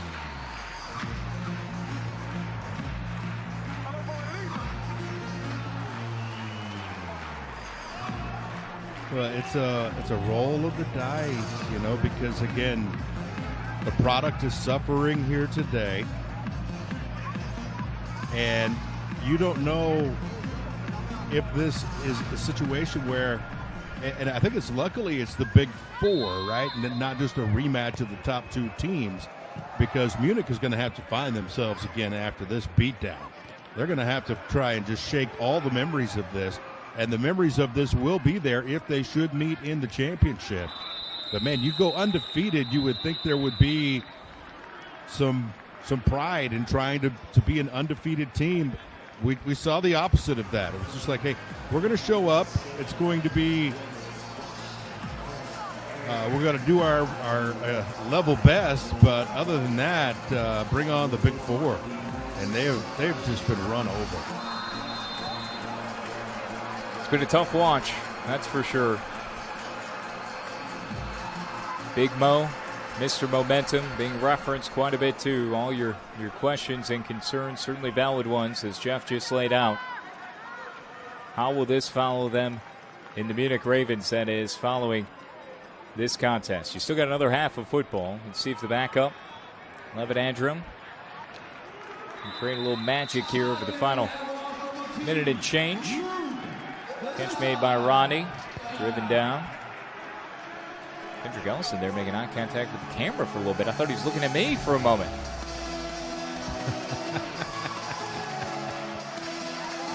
My coach, I've heard what both of you guys have been saying about me. Yeah, it's the YouTube channel. Just trying to sprinkle in a little bit of what's being said. Not everything verbatim, all right? I'm trying to be careful here. Ambassador of the league. But y'all can say what you want over in the chat. Final minute of this first half. Falling forward. There's a Wildcat. Yeah, rush. Wide receiver. 27 catches, 294 yards, 3 TDs. 2 catches, 29 yards a week ago. I do want to encourage you, yes, to interact and say what you want in the chat, but let's be respectful. Let's not throw arrows at each other, right? So you're not allowed to say anything. Let's be good stewards of what the chat is there for, and that's to talk about this game and 2 distinctively different decisions that have been made by each coaching staff. One final play of this first half. Andrum is belted down after a short gain on 3rd and long. And we will head to halftime with Nordic well in charge, 42-0. That is the end of the first half. We'll have the second half of action coming up from Denmark very shortly. After these messages, Week 13 regular season finale. Top 2 teams in the league. You wouldn't know it based on what the scoreboard reflects. Nordic had 42-0 at home against Munich.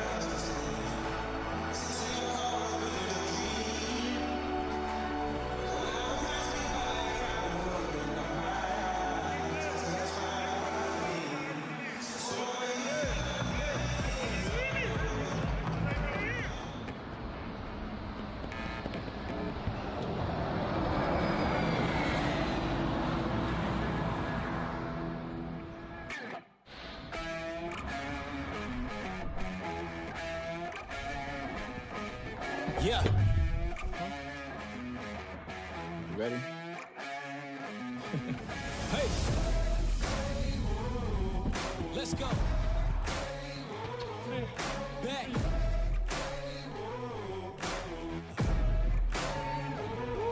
I'm at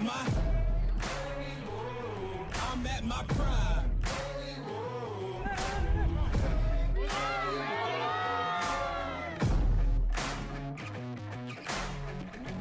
I don't need your endorsement. I don't need reinforcement. Giving you your last warning, cause I'm at my prime.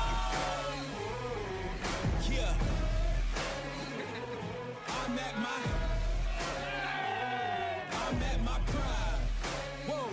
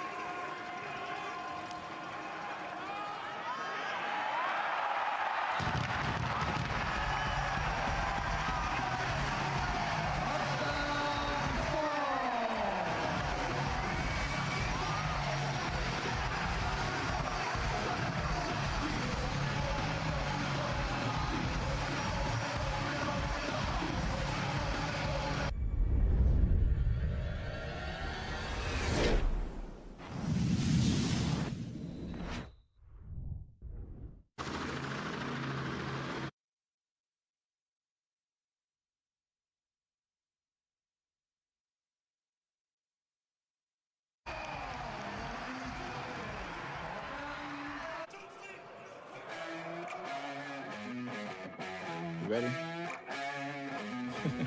Hey! Let's go! Back!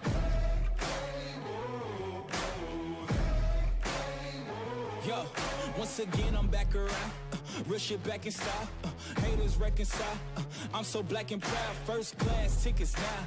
Feet all in the aisle. Everybody looking down. Everybody get red when you drown, huh? Looking me up. I'm putting it down. You picking it up. Checking the models. They want us to go to college just so we can be stuck. Go to school to make a living. Or teach yourself to make a fortune. Common sense. Welcome to the apocalypse. Bitch, I'm one of the horsemen. I don't need your endorsement. I don't need reinforcement. Giving you your last warning. Cause I'm at my prime. Yeah. I'm at my prime. Whoa. Have I gone too far? Do you detect something different? If you look inside my head, would you say something's missing? If you could get my attention.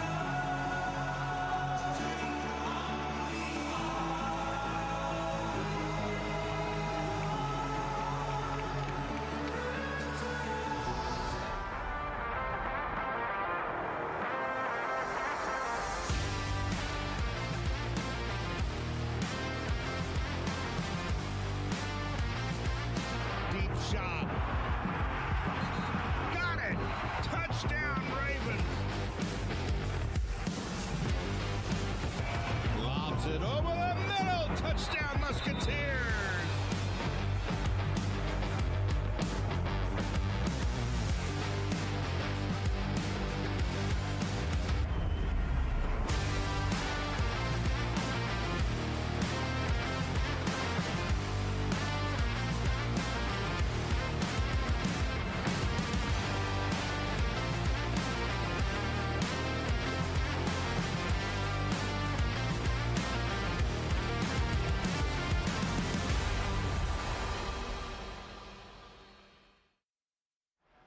Storm-fans. Det er social media push. Det gælder om at få den her sæsonfinale, som vi spiller i dag, den her fantastiske sejr, ud på de sociale medier. Så tag nogle billeder, tag nogle videoer, tag os med hashtag Nordic Storm, så vi på de bedste ting på vores kanaler. Følg os på Instagram, TikTok og Facebook for alt det vildeste fra Nordic Storm.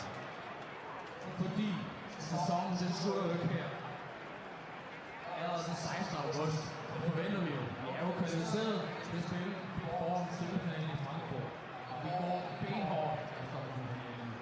Så hvis I også er med til at bakke holdet op på udebane, når det gælder allermest, så kan vi billetter i Frankfurt til finalen. Det købes på hjemmesiden. Så tag med, og lad os tage stormen til Tyskland.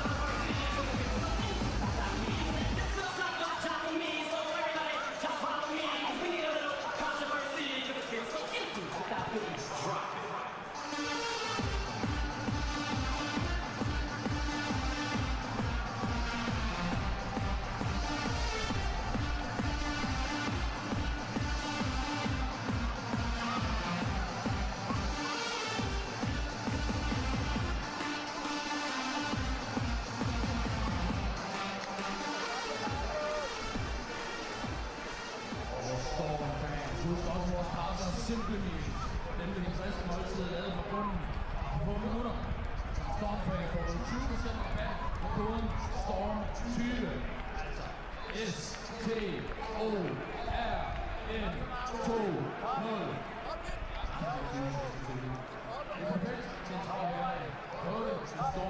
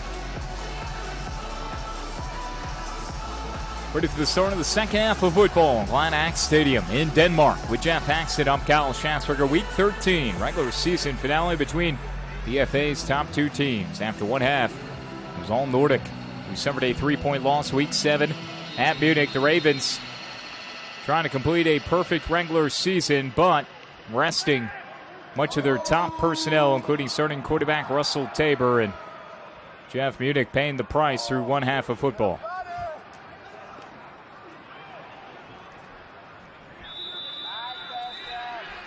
Ravens will start with the rock.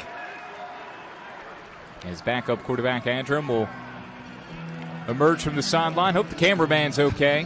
A lot of sweat equity being poured out there today. Yeah.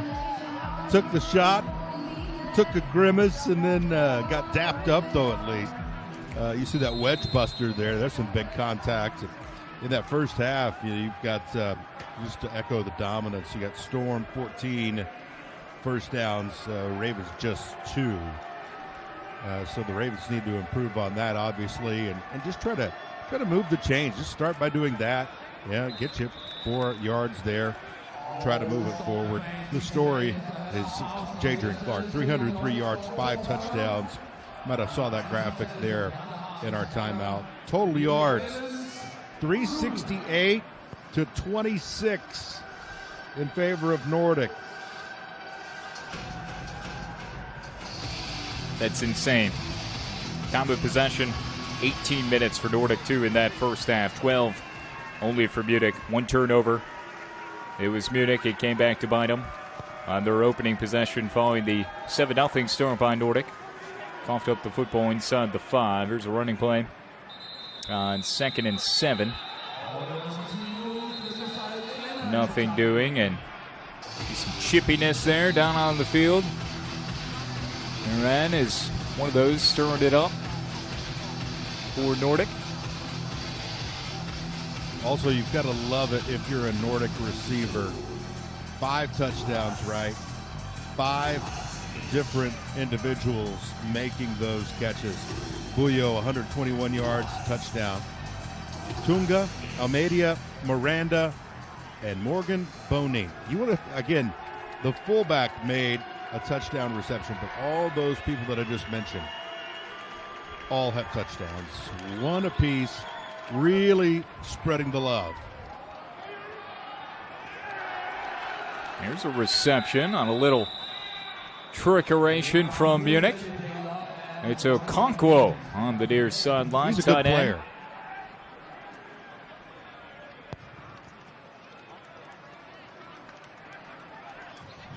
Throwing the foot. Contact, defense, number 25. The penalties declined. The result of the play is a first down. My roster has that as a defensive tackle that just threw the football. That cannot be right. Tulier Louis. I don't think that was the case. Penalty goes against Nordic, so tack on a couple additional yards. And turn the back up. Now 13 grabs this year, 3 touchdowns. He's a dependable guy. I'd like to see them use him more, kind of like Nordic has used Green in that tight end position. Get him out there in the flats. Get him sat down in the middle of the defense. Get the ball to him. Andrum flies it to Okonkwo again. A first down close to the 35. And he's shepherded out of bounds by a cavalcade of Storm defenders. This is the most sustained offensive drive that Munich has had to this point. So whatever was said in the locker room, adjustments, scripting of how to handle this opening possession of the second half, it has worked thus far. You got to think that Nordic will rotate in more bodies. They'll get guys that haven't had a ton of experience out there. Now they will try to stay as healthy as possible, and it's hard to keep that level of intensity. It just is. You know, you come down from your adrenaline high when you go into the locker room, chill out a little bit. It's going to be tough to get that high level of intensity that you had back. And hopefully Munich can chip in. And again, you want the Ravens, who are a banner-holding franchise in this EFA, now you want them to get some good feelings going so we can have the best Big Four possible. 2nd and 8 for Munich. Opening stages of the second half.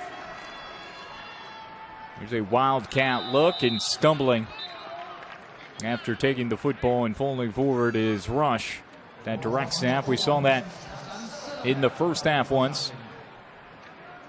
Snuffed out, though, by that Nordic defense.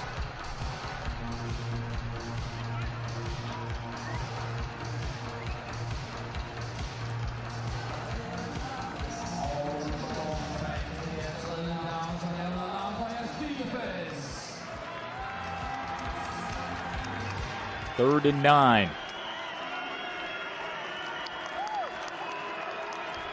Andrum in the backfield. That quarterback gets a tailback in motion. Drops it off gently.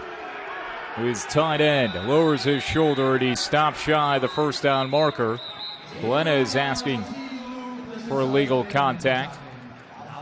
He administered the first bit of damage on the reception, which was made by tight end Ron Devosu. I was thinking about the possibility of illegal man downfield. It will be 4th down. And then I'm like, I don't think that pass was in front of the line of scrimmage. So you can have your dudes, your offensive linemen rolling downfield if you throw that thing behind the line of scrimmage. That might have been the discussion there. Had a few guys downfield, but passes in front of the line of scrimmage, not illegal man downfield. 4th down, let's go for it. See if Munich can move those chains one more time here. Good opening drive, really need these 3 yards. Yeah, best field position that Munich has had. They're going for it on 4th and 2. Inside the 30, and a sack is delivered by Panay. A monster game. He blasts his way through and denies that one before it even began. You see poor Benedict Poehler back there. He's the running back, and he's trying to chip, trying to block. But unfortunately, there's 4 navy blue jerseys just coming right down the turnpike. He can't step in front of all of them. And that play, Pinay, one of the more explosive plays of the day there, just really with that cat-like athleticism, just sizzles his way to the quarterback and said, give us the ball. After the most promising drive by Munich all afternoon, it stalls out. A 4th down stop by the Storm. Still in the ball game, Jadrian Clark has a wide open Jakob Green. He will saunter his way into the end zone. A touchdown. Oh, salt being poured in the wounds of the Munich Ravens.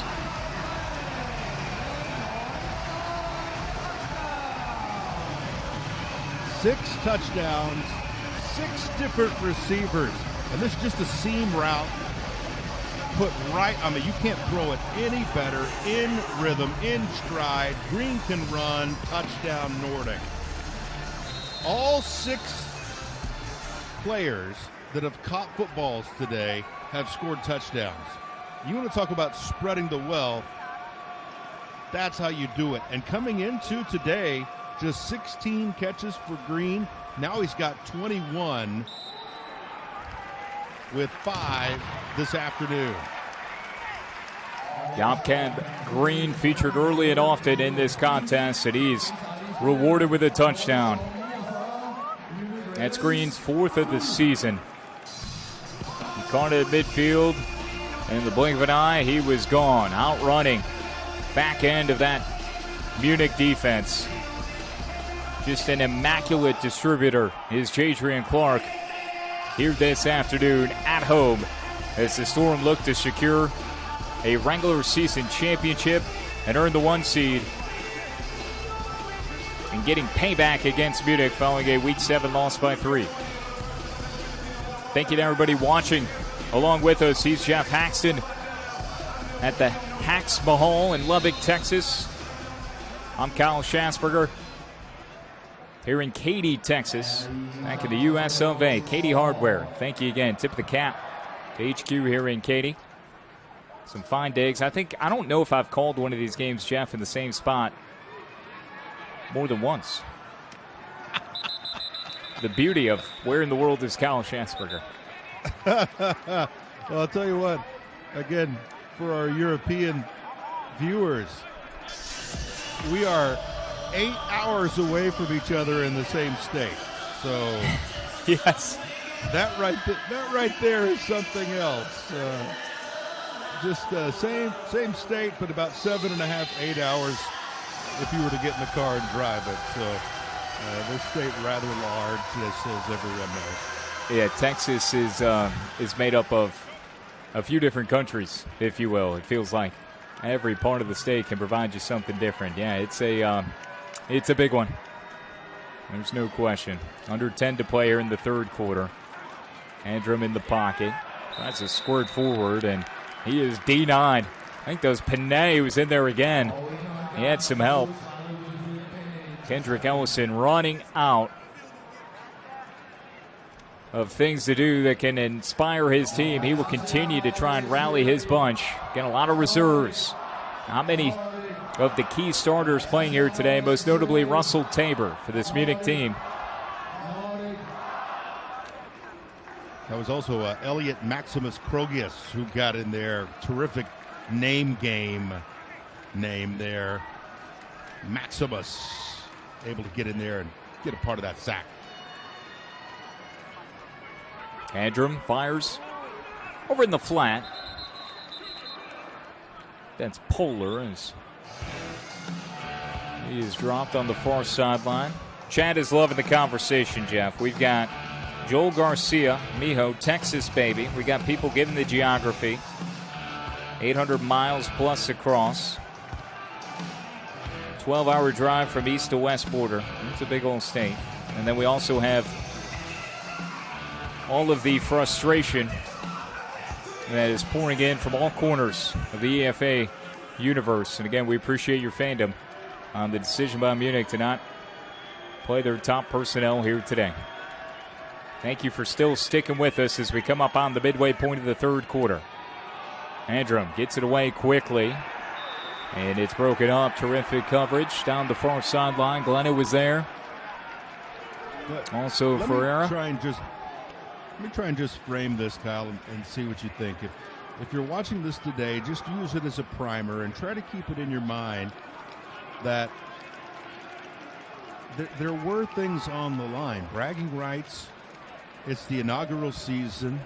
You're going to have a tie for first, but the number one seed is going to be Nordic on tiebreakers. But the real deal, cutting of the teeth, so to speak, is tomorrow, because you're going to round out your field. There's so many things that can happen. Defense, number 2, automatic first down at the spot of the foul. And then we'll be able to, here in a couple of weeks, by the end of this month, see if this decision was disastrous or brilliant.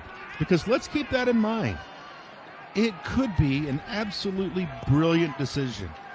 And right now, it looks horrible, right? Because as a fan and as broadcasters, we're setting up here, it's the best of the best. That was almost pick 6. It's the best of the best. We're going to get to see a classic today, right? Well, that didn't happen, and that is disappointing. But let's leave that opportunity open, okay? Just to say, hey, you know, the fact that they didn't go all at it today, they didn't throw their best out there today. Maybe it comes back and they look like they're brilliant and they flash championship medal. All those possibilities are open today, so try to keep that open mind on what we're seeing.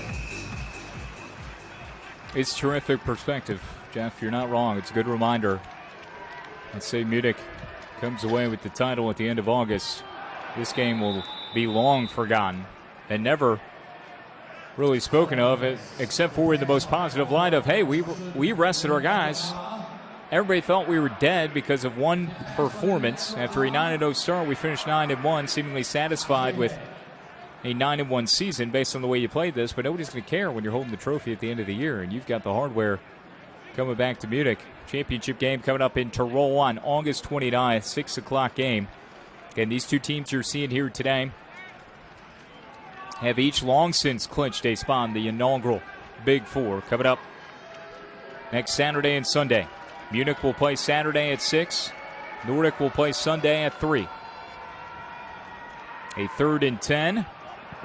Pass thrown on the run, leading his receiver too far in rush. And 4th down coming up. Yeah, you're at that point where it's video game time. You know, it's like our offense can't do anything. Let's let's hand it off on a jet sweep and throw it to the guy who's run the Wildcat. I mean, you're at about everything right now as far as reaching into the bag of tricks to try and get something to work. Yeah, you are emptying the clip. There's no doubt about that. Opponent is steered close to the 10. Takes a Nordic hop and scooped up. Shy of the 20 is where the football will be spotted.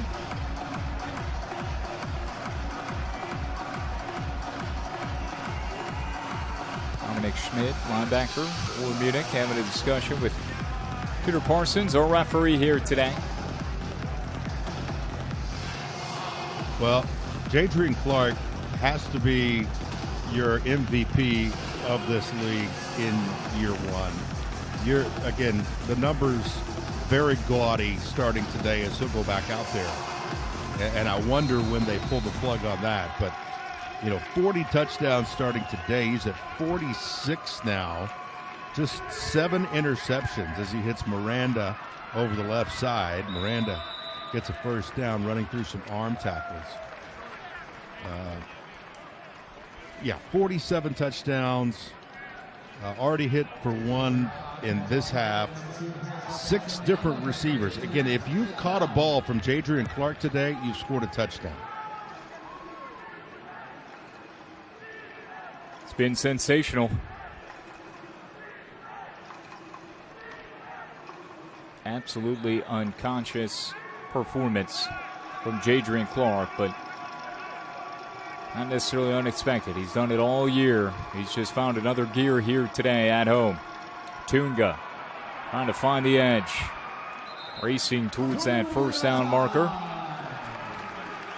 Knocked down out of bounds. A second and short coming up for Nordic as the clock stops.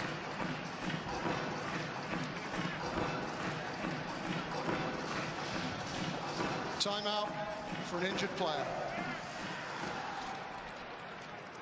And an injury timeout. For those of you in the chat on YouTube, feel free to let us know where you're watching.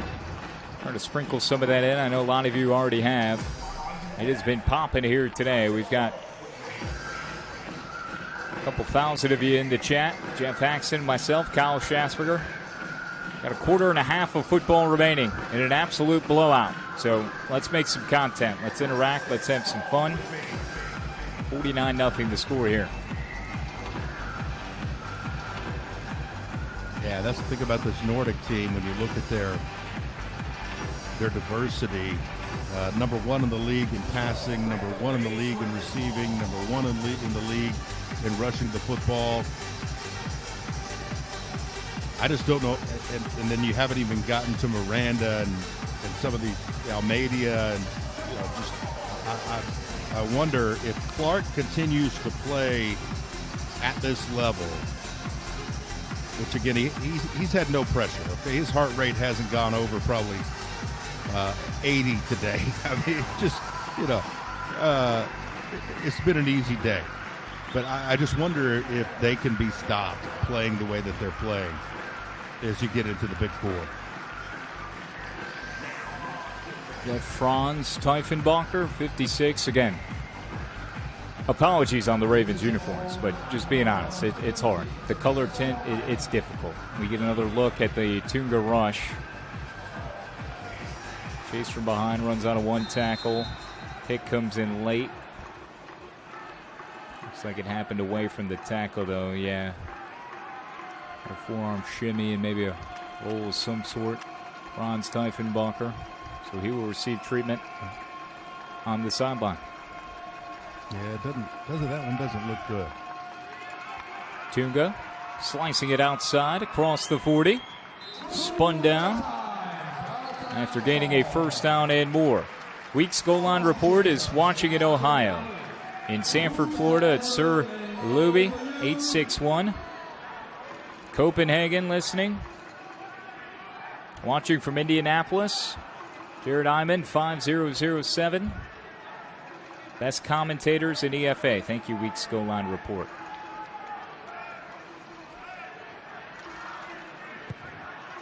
Got John Baird, 8805, watching from Ken, Georgia. Michigan, Dark Paladin.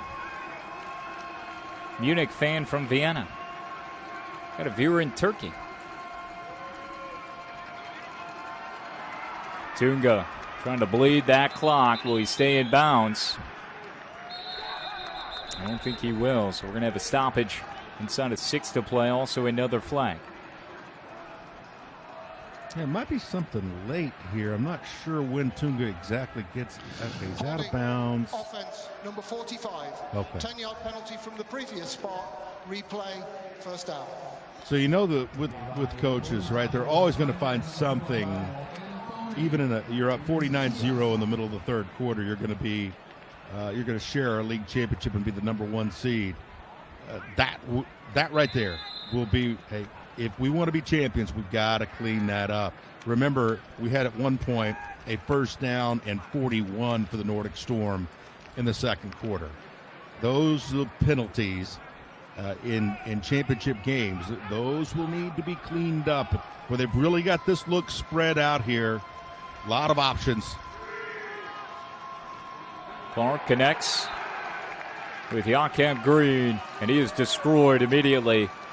That was a massive shot administered by Thiago Lessau. Lessau playing with some emotion here, and this is what you want to see. Hey, we're professionals, right?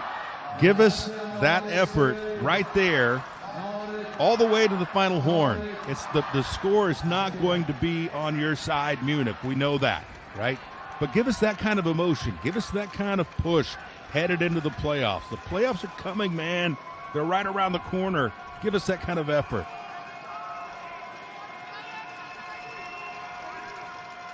Clark fakes the handoff to his left, tosses back over his right shoulder. Almeida rips off a large one on the far sideline. It's a huge chunk of the penalty yardage back. Fake right, over the shoulder. That was well designed, Jeff. Oh, I just love it. Here, fake. I mean, he's not really faking to anybody, but then he gets the cool little flip back. This goes a rush for Almeida. And I think that's what Jadrian Clark that sets him apart. You know, Tabor can really rush the football. Jadrian Clark, more of a gunslinger, more of a kind of a Brett Favre type. But his ball handling is exceptional.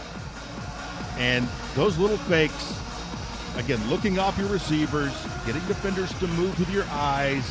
There's nobody better in this league at doing that than him. And he does it with a little bit of flair as well.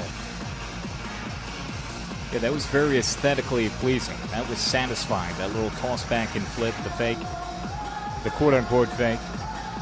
Got a viewer outside Stockholm, Sweden. Go Storm. That's Lars RQ. Someone outside of Washington, D.C. Benjamin 2000.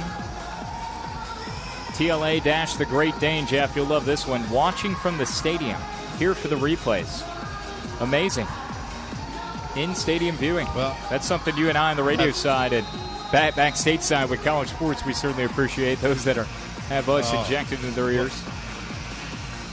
I saw a fan with headphones on, and I was like, I bet you that guy's dialed into the game on YouTube. He's getting to watch the replays and then getting to hear Kyle Schasberger. I mean, like, come on. That's great. Bouye had clutching the pigskin, but offense number 79, 5-yard penalty, remains third down. UK Bournemouth, a viewer. Again, appreciate all the interaction, y'all. We got another quarter and change to go. Kansas, Virginia, North England, Idaho, Romania. Commentators, real beautiful. MVP of the game.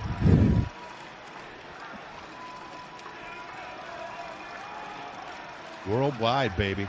And let's give that Nordic defense a lot of credit. This team coming in Munich averaging over 44 points per game. Really just massive offensive numbers. Heading towards 4,000 yards on the season. Over 50 touchdowns on the season. And they've just been absolutely silenced today. And how about the awareness from Jakob Green there, turning it upfield, getting towards the sideline, reaching out to just enough to get that first down right at the marker. Move the sticks again. He will take full advantage of the hydration break. And see, we'll get a blow.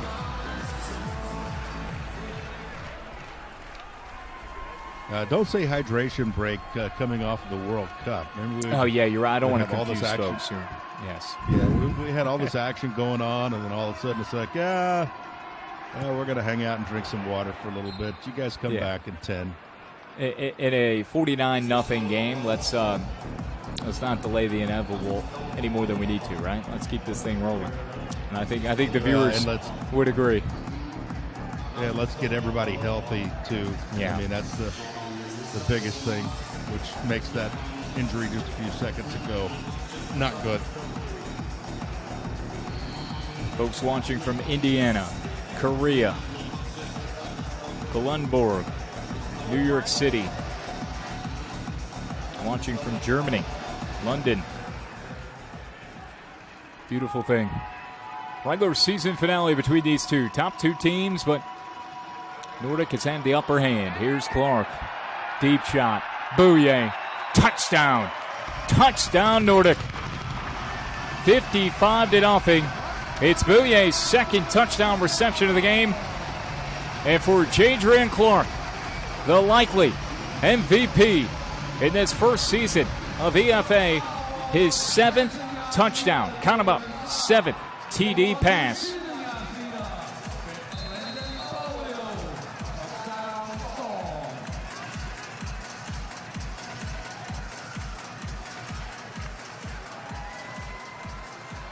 Yeah, and I'm really jealous of Bouye, basically because of the hair, right? He got a block kick.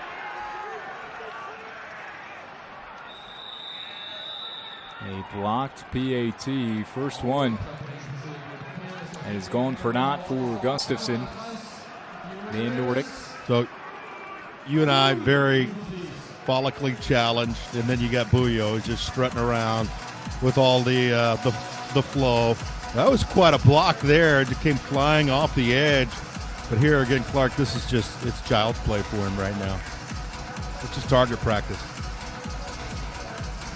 And Jeff, clean me up. Did I short Clark one? Is that 8 touchdown passes? Because you had the Tunga rush. Everything else has been through the air. I think it's 7. Okay. We're not math guys. Again, don't put that on us. Do not put that on us, y'all. Either way, it's been ridiculous in the best of ways. The effort from Jadrian Clark. He has made it look so easy. 55-0. You could have gave me 100 guesses of how this game would go if you were talking to me or asking me yesterday in a vicious hit. Hello, that'll ring someone's clock. My goodness. A launching pad. Dangerous hit as well.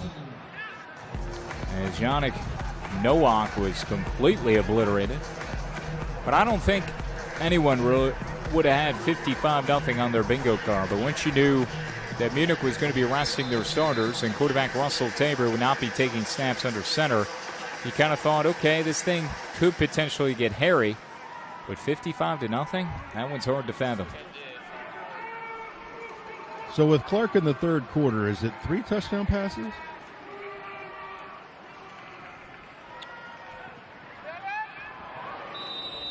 At this point, I can't read my handwriting. Because if it's 3, then it's 8 on the day. Yeah. I think the problem is the PAT versus the 2-point, versus the non-PAT. So if you go 6, let's do the math. Let's do it together, shall we? If you do 6 times 8, that's what, 48? So that'd be 8 touchdown passes.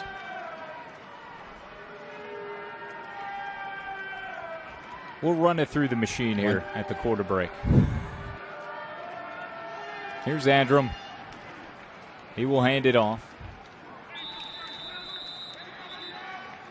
Small gain for Munich.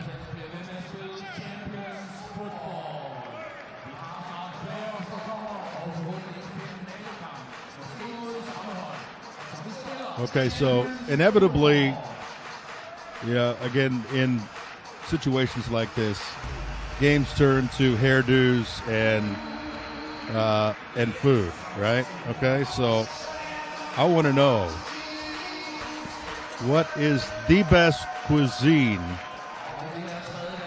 in Copenhagen, Denmark? What's the go-to, the trademark? All right, I have not been there, even though I would love to be there right now. But that's what I want to know. Pressure comes. Andrum's able to slither his way free as he approaches the far side number, and he's eviscerated shy of the 40. So Jeff Haxton has put the folks to work in the chat. Copenhagen, Denmark, that's cuisine. What are we eating? We plopped into town.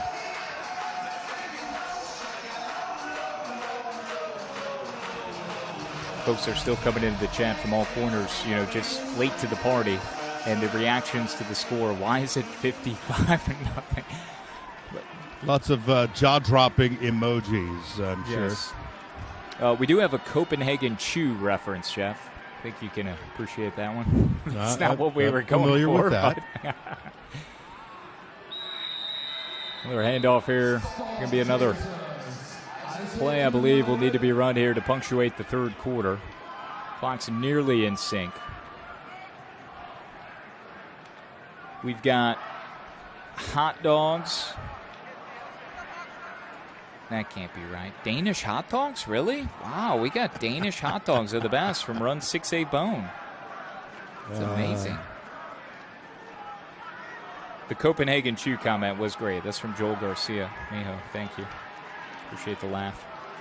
Especially in these times of despair in a 55-0 game with a fourth quarter still to come. Final play of that third frame. Hooking up over the middle.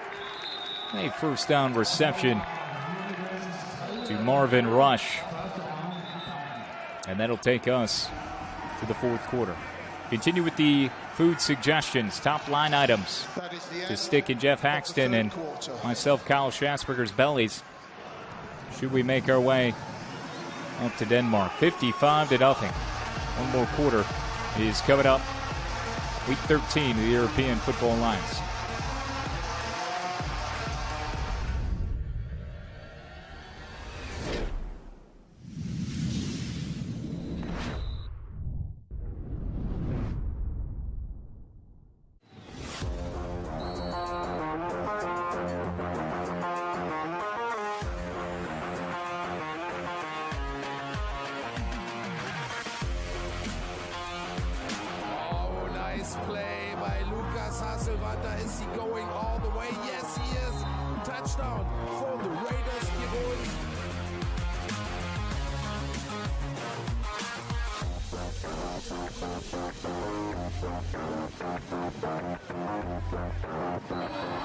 Run play for the Prague Lions, and this is Paul Moyer not only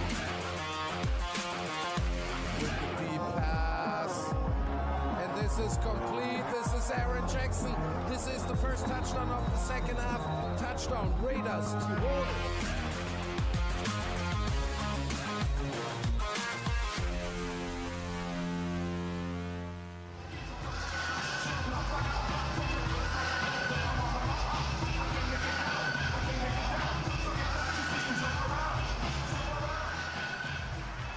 With Jeff Haxton, I'm Kyle Schasberger, bringing you Week 13 action. First of three games across the weekend. Frankfurt and Prague, Paris and Tirol coming up tomorrow at 1 and 4 o'clock. Here it's the fourth and final quarter. And a lot of you are seeing the scoreboard for the first time or in the chat, watching on YouTube. Thank you for being here. And yes, it has been as bad as the scoreboard reflects. Nearly a turnover here from Munich. I believe the Ravens were able to pounce right back on it on a 1st and 10 pitch and catch. At Sixten Dragan, first time we've said his name. Yeah, and he had a really good game last week. Several catches, had himself a touchdown.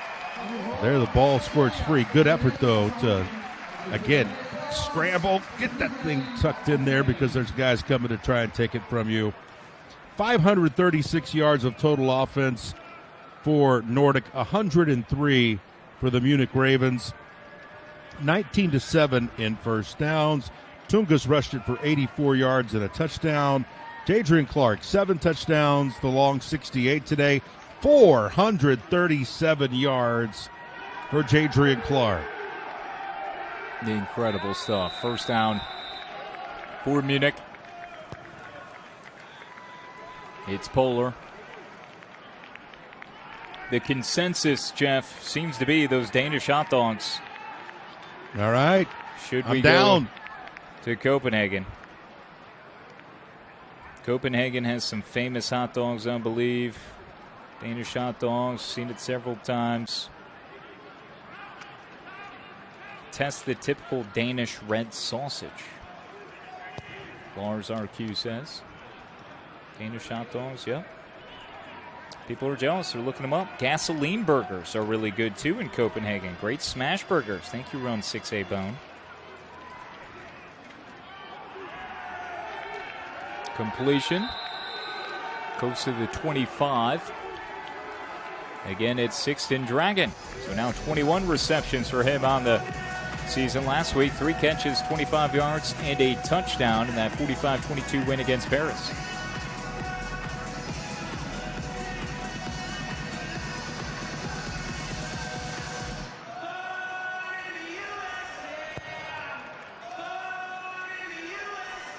Brendan Boyo, 9 receptions, 162 yards, 2 touchdowns. Jakob Green, 7 grabs. Remember, coming in today for the entirety of the season, 16 catches, 7 a day, 110, touchdown. Plunging forward, trying to get the single yard only needed to move the sticks. And I don't know if forward progress is going to be kind. It will, after all, would appear. The Munich players are signaling, and so a first down coming up. We've also got a vote for fish and chips, good in Copenhagen. Yeah, I love me some good fish and chips. Yeah, I don't think he got that, but I think they said let's just keep it. Tia Vuuse was able to grind that yard for the Munich Ravens. They need to get on the board here. Again, get some positive feelings. Headed back to Germany. Incomplete. Dragon. Main focal point here from the end of the third quarter to the fourth quarter. As Munich is trying to avoid the shutout. Backup quarterback 11. Adrom. He's been mightily challenged here today.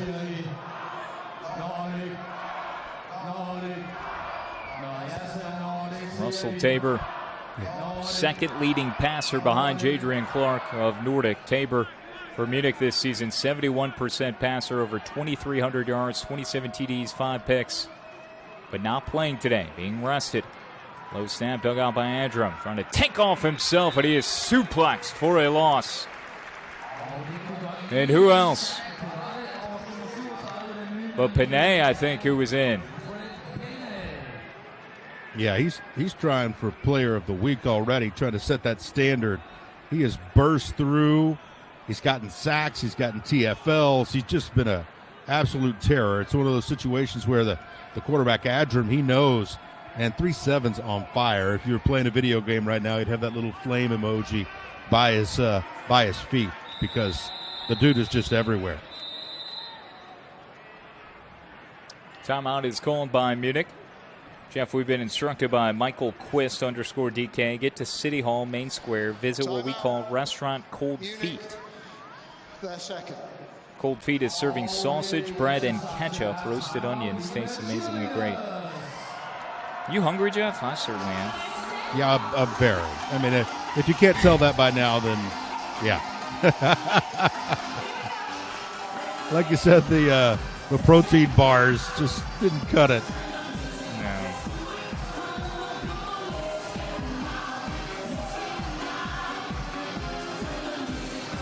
Timeout called here by Munich. Absolute rout. 55-0.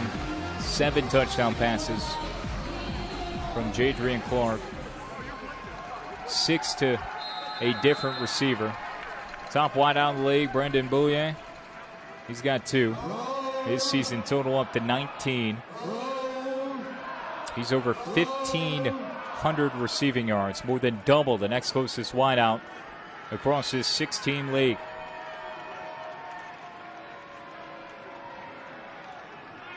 Adrom fires over the middle, and that is scooped off the deck. Incomplete. Or is it ruled complete? You saw the reaction from the sideline. Could be because of a flag. We'll wait our officials to sort through. Yeah, that time Nordic, again, showing different looks. They were showing blitz, and then dropped about 4 of those guys back into coverage. That's a hard adjustment to make on the fly if you're the quarterback, because you're thinking, here comes the heat. Then all of a sudden now these guys are in coverage. I'm not sure what. Okay, yeah, incomplete. It looked like it bounced into him. Yeah, if you and I can see it from our perch 8 hours away, both in the great state of Texas, I figured the correct ruling would be made on the field.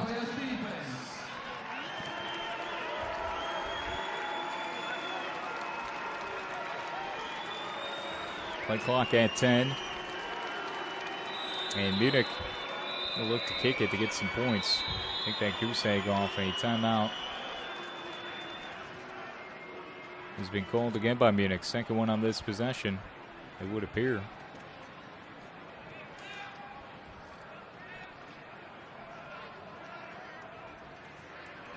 Peter Parsons will not turn down his mic.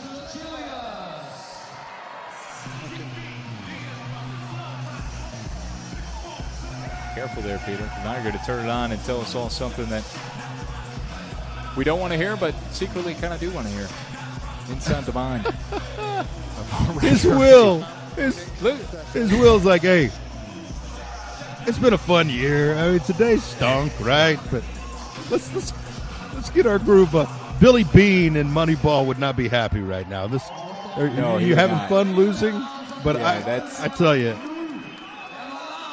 it's okay by me. Just, again, you're in the Big Four. You better prove something when you get there, though. By the way, this is Daniel Schweiger. He's been injured. He's going to have a chance to swing the leg here. See what he does. From 43 yards, it's blocked. Shutout still intact. I don't know if his will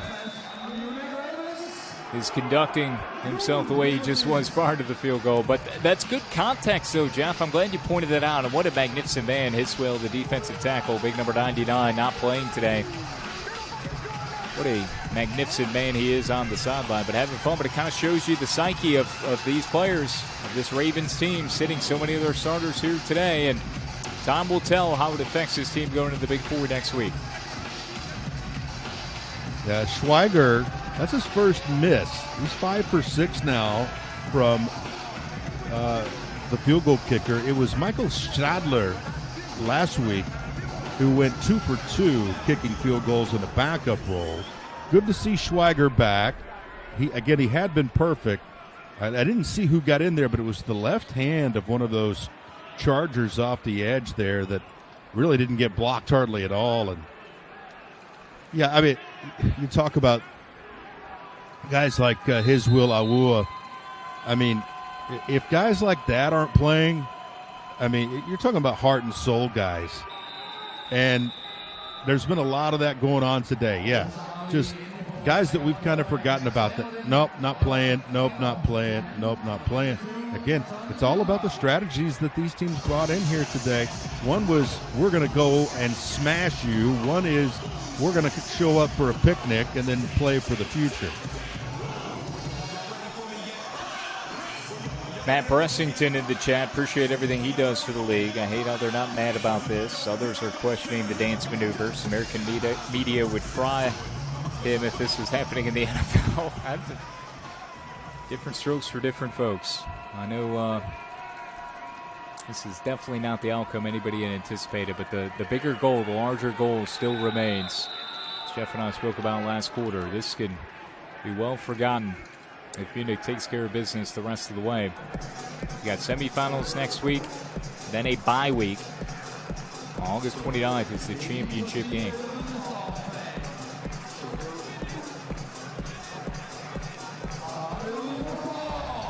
Now I'm going through the Munich defense starters from last week.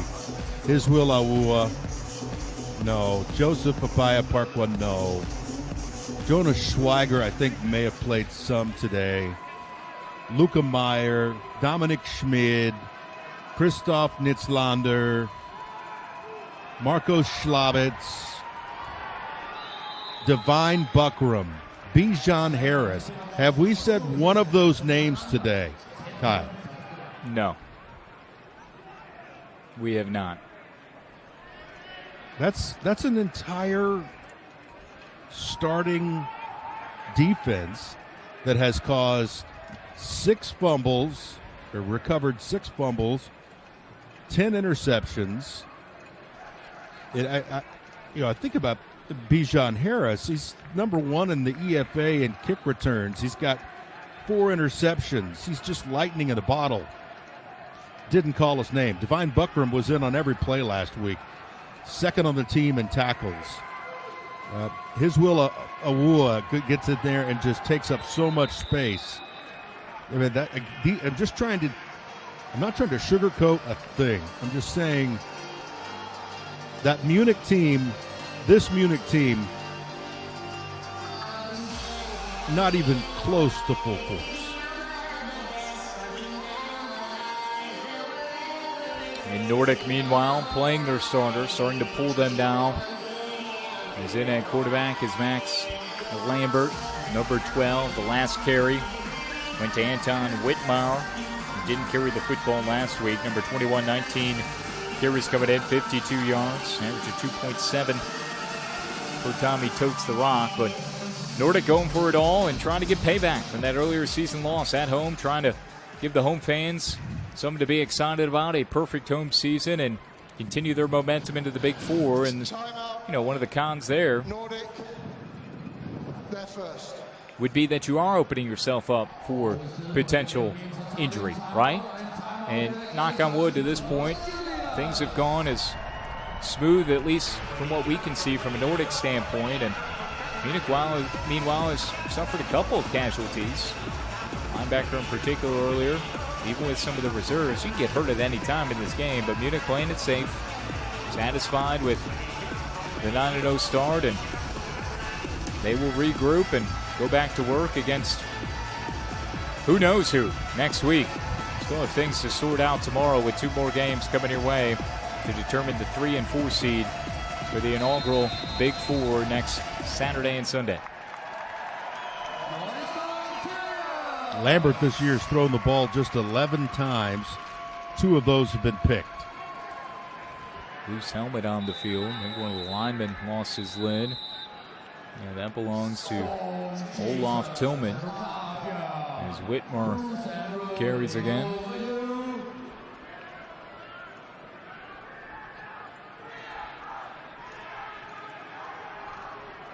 Oh yeah, you see a little face mask there.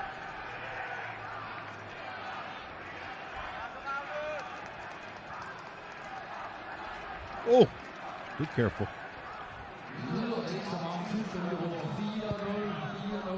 Folks commenting too on the crowd. Looks good here on the feed. Yeah, they've been great. The chairbacks at Glad Stadium in Denmark. Here's Lambert running for his life. Another hanky is thrown. My partner called it a laundromat earlier in this contest. Yeah, we had a full laundromat earlier. As long as it's not the one I use in Ruston, Louisiana. That one gives me the heebies. I've had some recent stories myself. Illegal laundromat. Offense. 5-yard penalty. Replay. 3rd down. It's a very interesting place. Very eclectic place. Diverse group of folks. You can meet practically anyone from any sort of background. Jeff, I do think we are trending towards, I'm trying to confirm, I saw it in the chat, I want to make sure I give credit. We have not had a single shutout all season. So this would be the first ever EFA shutout. Thank you, EPFR, in the YouTube chat.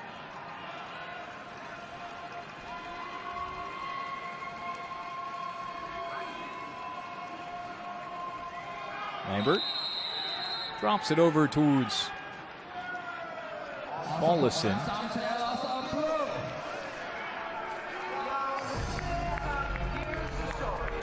Yeah, there's one of those guys that's just a dude that hasn't played today.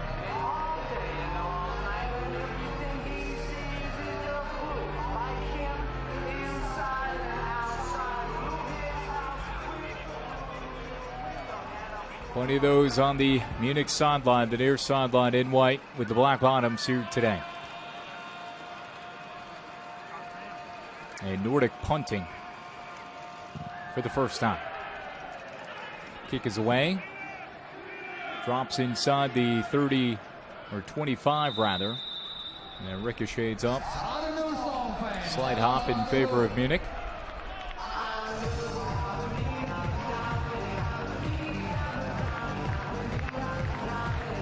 5:37 to play. Going back to the hot dogs that we were told about earlier, Jeff, the Danish hot dogs. You know I'm a hot dog connoisseur. I mean, I'm from Chicago, so I'm very picky, all right? I've got my standards. I don't let my guard down. There's some non-negotiables. You know, I don't want to cheat on my thought, my guiding principles of what should be on a hot dog, but I'm very interested in the taste of the actual Danish dog. What makes it a Danish dog? And I know some of that has been filtering throughout our chat. We appreciate all the interaction. There's a flag on the play. For example, being from Chicago, our big meat or our hot dog would be a Vienna beef. It's just got that little snap, kind of that crackle when you bite into the it. Snap, dude. Yeah, the snap is it is undefeated. A little black poppy seed bun. I like it dressed the way it should be. It's a Chicago dog. Give me all of it. Give me the pepper, the celery the salt, Chicago the mustard, dog relish. It's iconic. Chicago dog's at another level. Best one I've ever had was at Wrigley. Neutral zone infraction. Defense, number 15. 5-yard penalty, remains first down. I spent significant time in North Carolina, and the Carolina dog isn't bad. It's more coleslaw based. They'll throw some chili on there. I don't mind some coleslaw, but still, I just feel like I'm cheating on my Chicago dog. So I'm hoping to get one today. Another shout out, Portillo's. We got one here in Katy. That's Chicago staple as they branch out across the U.S. Positive run here for Munich. All right, so let me throw another stellar entry into this. At Fenway, which used to be Yawkey Way, right outside, I think, the right field line, there's that alleyway of restaurants and, well, basically tents. And the Italian dog outside of Fenway, right up there, it's 1A, 1B when it comes to hot dog type food in the United States for me. And then, of course, you get up into Wisconsin, you get into the bratwursts. Of course, that's borrowed from our German friends down there. Love me some bratwurst. Throw some sauerkraut on there, mustard. And by the way, back to the hot dog. Never ketchup for me. I mean, that's sacrilegious. Never. Put ketchup on never. Many of you are in agreement. European Glicks. That's what we're calling them. The hot dogs. European Glicks. Chili cheese dog bad. I can't do chili in any way. That's just going to end messy for me. No, thank you. I'd rather stay away from it. I'll flex some self-control. I'm good there.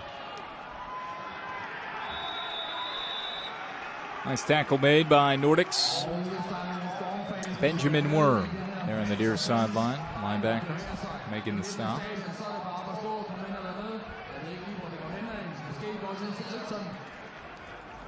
There's your man, Jeff. Come on, Hiswill. Give me another little shimmy. Give me another one, big man. I'm telling you, in another life, I wouldn't mind being Hiswill. Or, as you can see behind John Shute, Mark Rosenquist, big old number 90. I wouldn't mind trading bodies for a day. Go, big man, go. Go, big man, go. Can Munich score a touchdown? Nearly could. Rumbling, bumbling, stumbling. The big old tight end, Ron Tivosu. He's a large man. As he got downfield to get off the tracks when the train is coming through. Kept his feet. How about that, Jeff? The nimble cutback.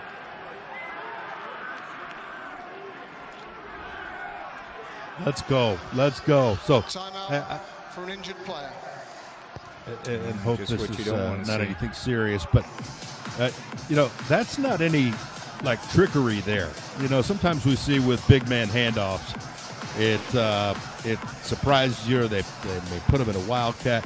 That's a turn it, hand it, and just a real rush from a tight end type. And I tell you, I'm impressed. He burst through, and I don't think anybody at this juncture wanted to get in his way. NJBRX on YouTube says European Gronk. Love the comment from Thomas Platt, 3250. A body in motion will stay in motion. That's a force of nature. The injury goes to Benjamin Worm, who had to stop earlier on this possession. Clock stopped, 3:03 to play. I'll tell you what, Jeff, based on that last run, too, from the big old tight end, European Gronk, if you will, Ron Tavosu, seems to have sparked some life into this Munich team. I mean, if they get a touchdown out of this, yeah, the game's over. You're losing the game, but that can still do a lot, make you feel a little bit better about things. Here at the close of the contest, flag on the plays. Andron was looking for a touchdown through the air. Yeah, it's immediately a grab of the shoulder pads here. Yeah, it's kind of a tackle, so it's not pass interference. It's going to be holding, but it'll move it closer to the goal line here for Munich.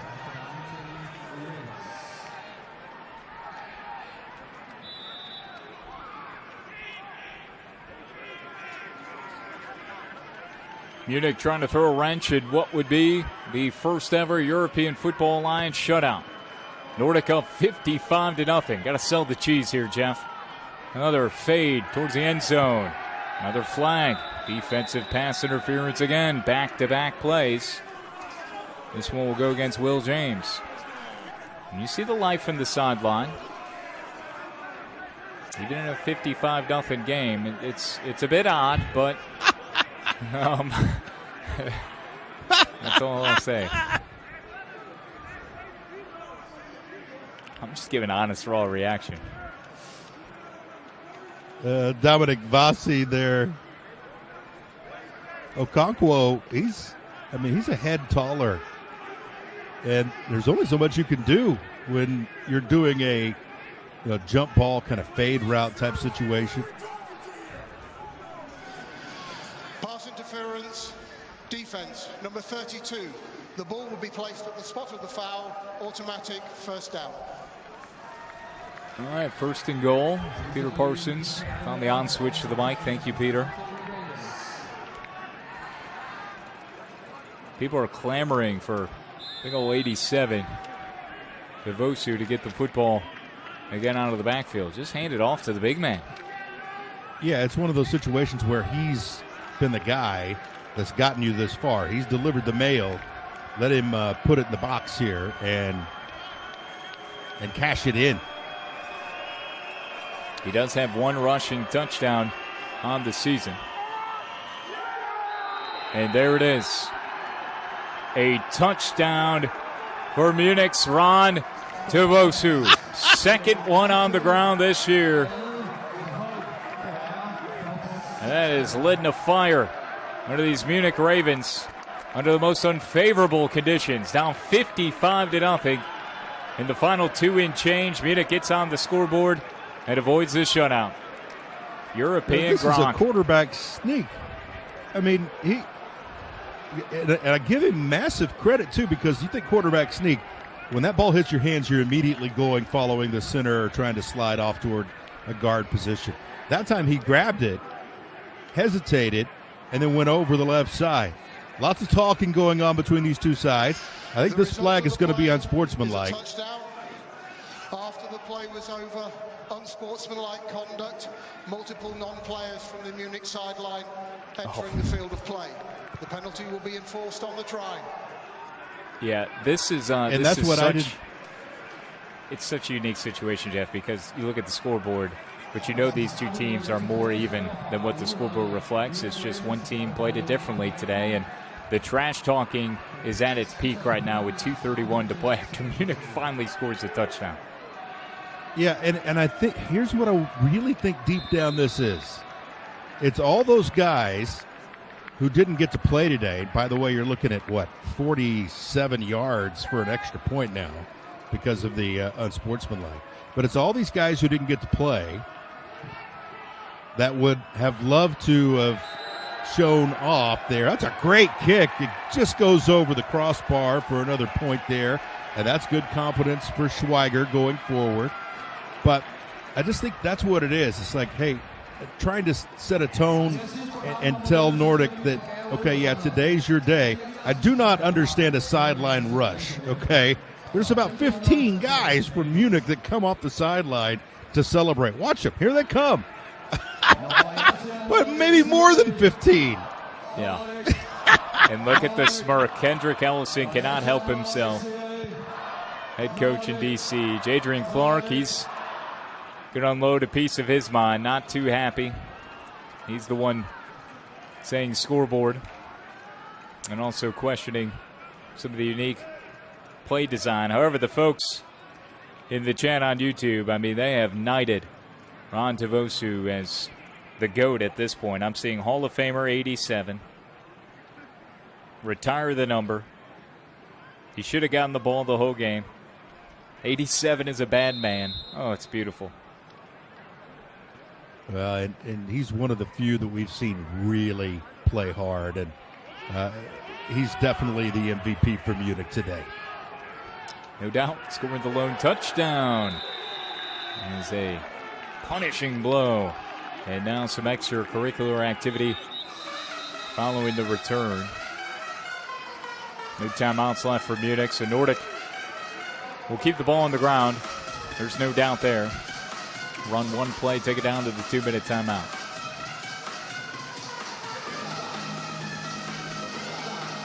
A bone-crushing hit on Magnus Norgard, who returned the kick. There's some more dancing from his will.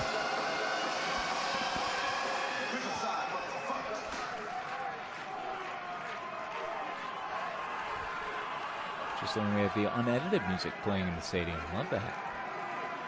No shame. Out of the gun, Lambert hands it off. And bottled up right at the line. Maybe a gain of 1.5, close to 2. Was Boney, tight end / fullback. Had his first touchdown reception. First reception of any kind back in that first half. And that'll bring us to the 2-minute warning. 55-7. Only cosmetic work remains for the final couple of minutes here at Glad Stadium.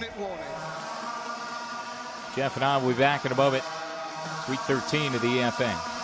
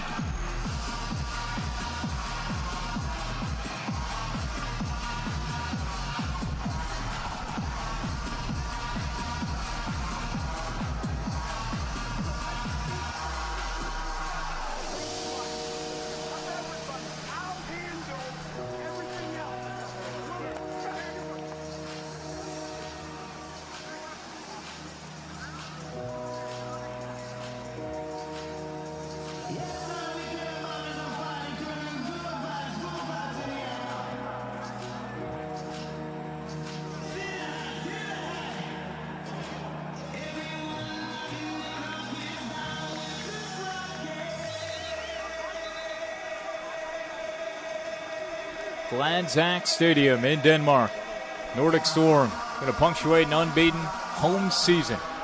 Trying to match the Munich Ravens for the best regular season record. A share of the inaugural EFA crown through 10 games, with still the Big Four remaining. Nordic, with this victory, will be the 1 seed next week. 2nd and 8. Short run up the middle. Again, Munich will play on Saturday against an opponent that'll be named following tomorrow's 2 games. It's a 6 o'clock game. Munich will play Saturday, Nordic on Sunday at 3 o'clock.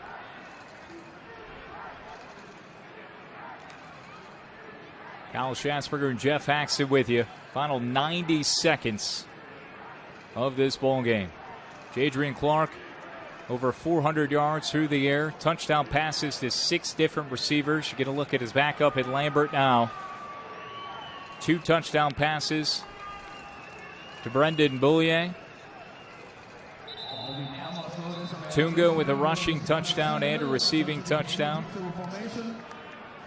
And the lone touchdown for Munich coming on that last possession. Ron Devosu, European Gronk, as he has been tabbed as in the chat. And thank you all so much for still sticking with us throughout this round. 2,000 of you at one point. Still right around that number. Champagne being brandished on the sideline. How about that, Jeff? Yeah.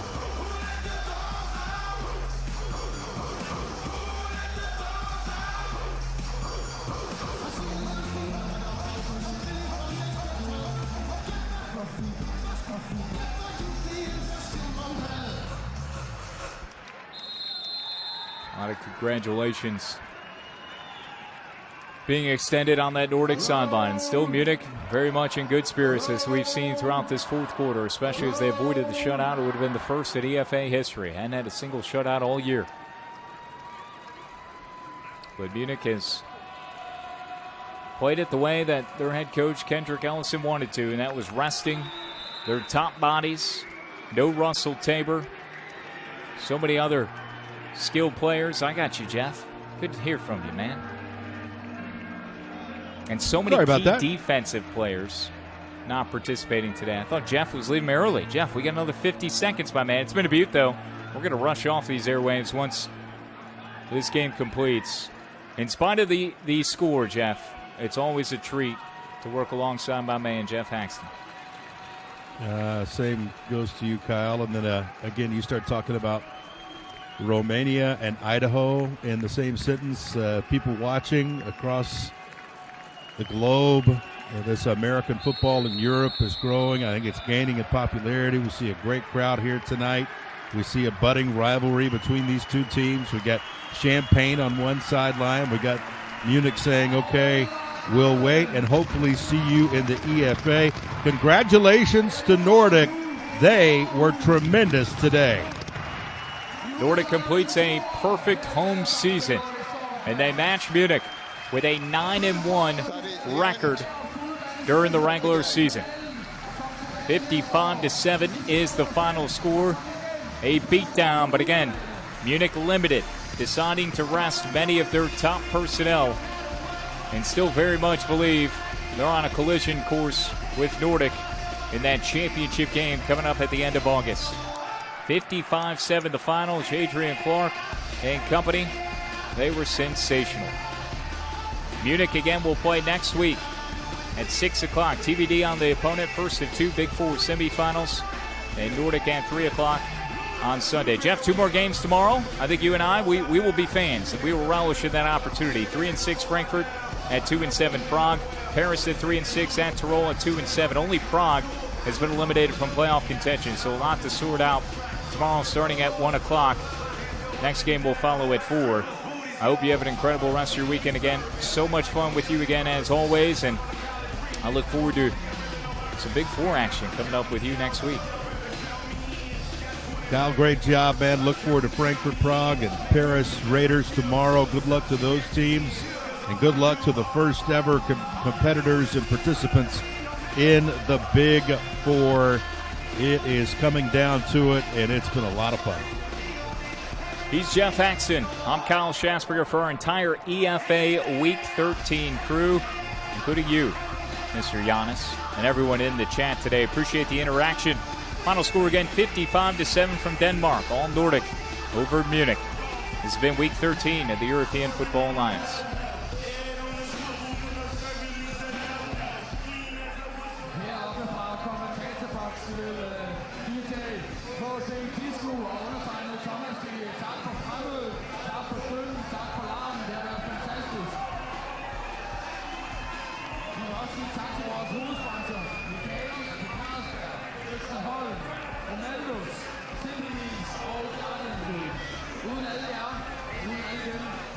lidt derude. Tusind tak. Og som I ved, så var det her sæsonens sidste hjemmekamp på Alstom Stadion. Vi er ikke færdige nu. Vi er slet ikke færdige nu. Vi skal videre. Den 16. august møder Big Four i Frankfurt og går efter finalen. Køb billetter på hjemmesiden, tag med til Tyskland, tag med til Østrig i finalen, hjælp os hele vejen. Kom godt hjem i dag. God ro og orden. Tak for en imponerende sæson. Vi ses i Frankfurt. Roll! Roll schöne Fahrt an den Spielern und den Fans von den Munich Ravens.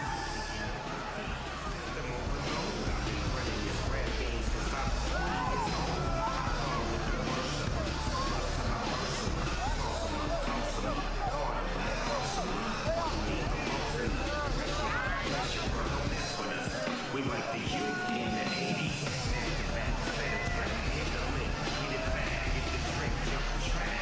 I want my money back. Time to win, bottles sipping on the gin.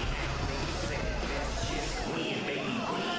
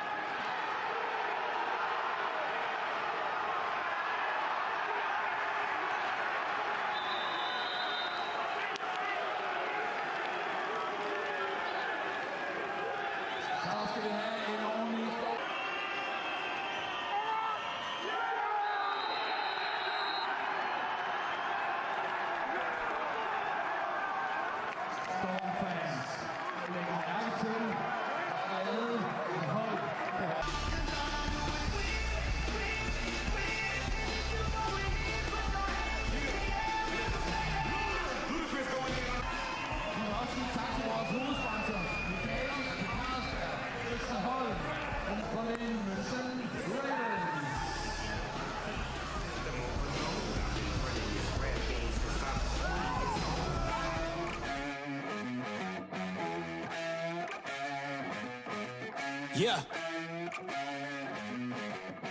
You ready? Hey. Let's go. Back.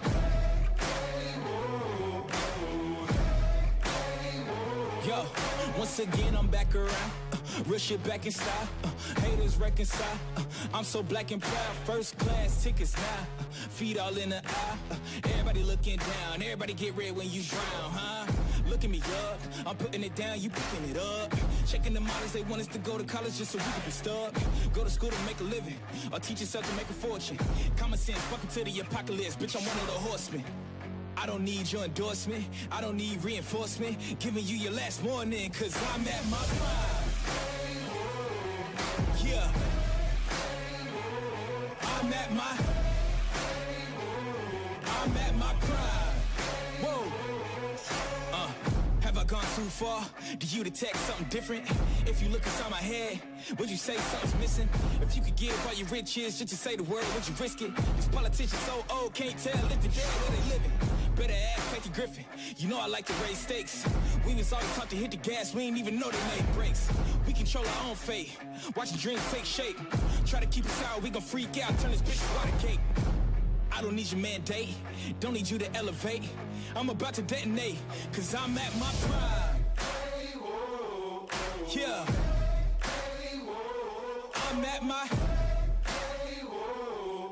my prime. Said I'm at my prime. We at our prime. Hey, hey, we at our prime. Yeah. I'm at my prime. Hey, hey, I'm at my prime. Whoa. Said I'm at my prime.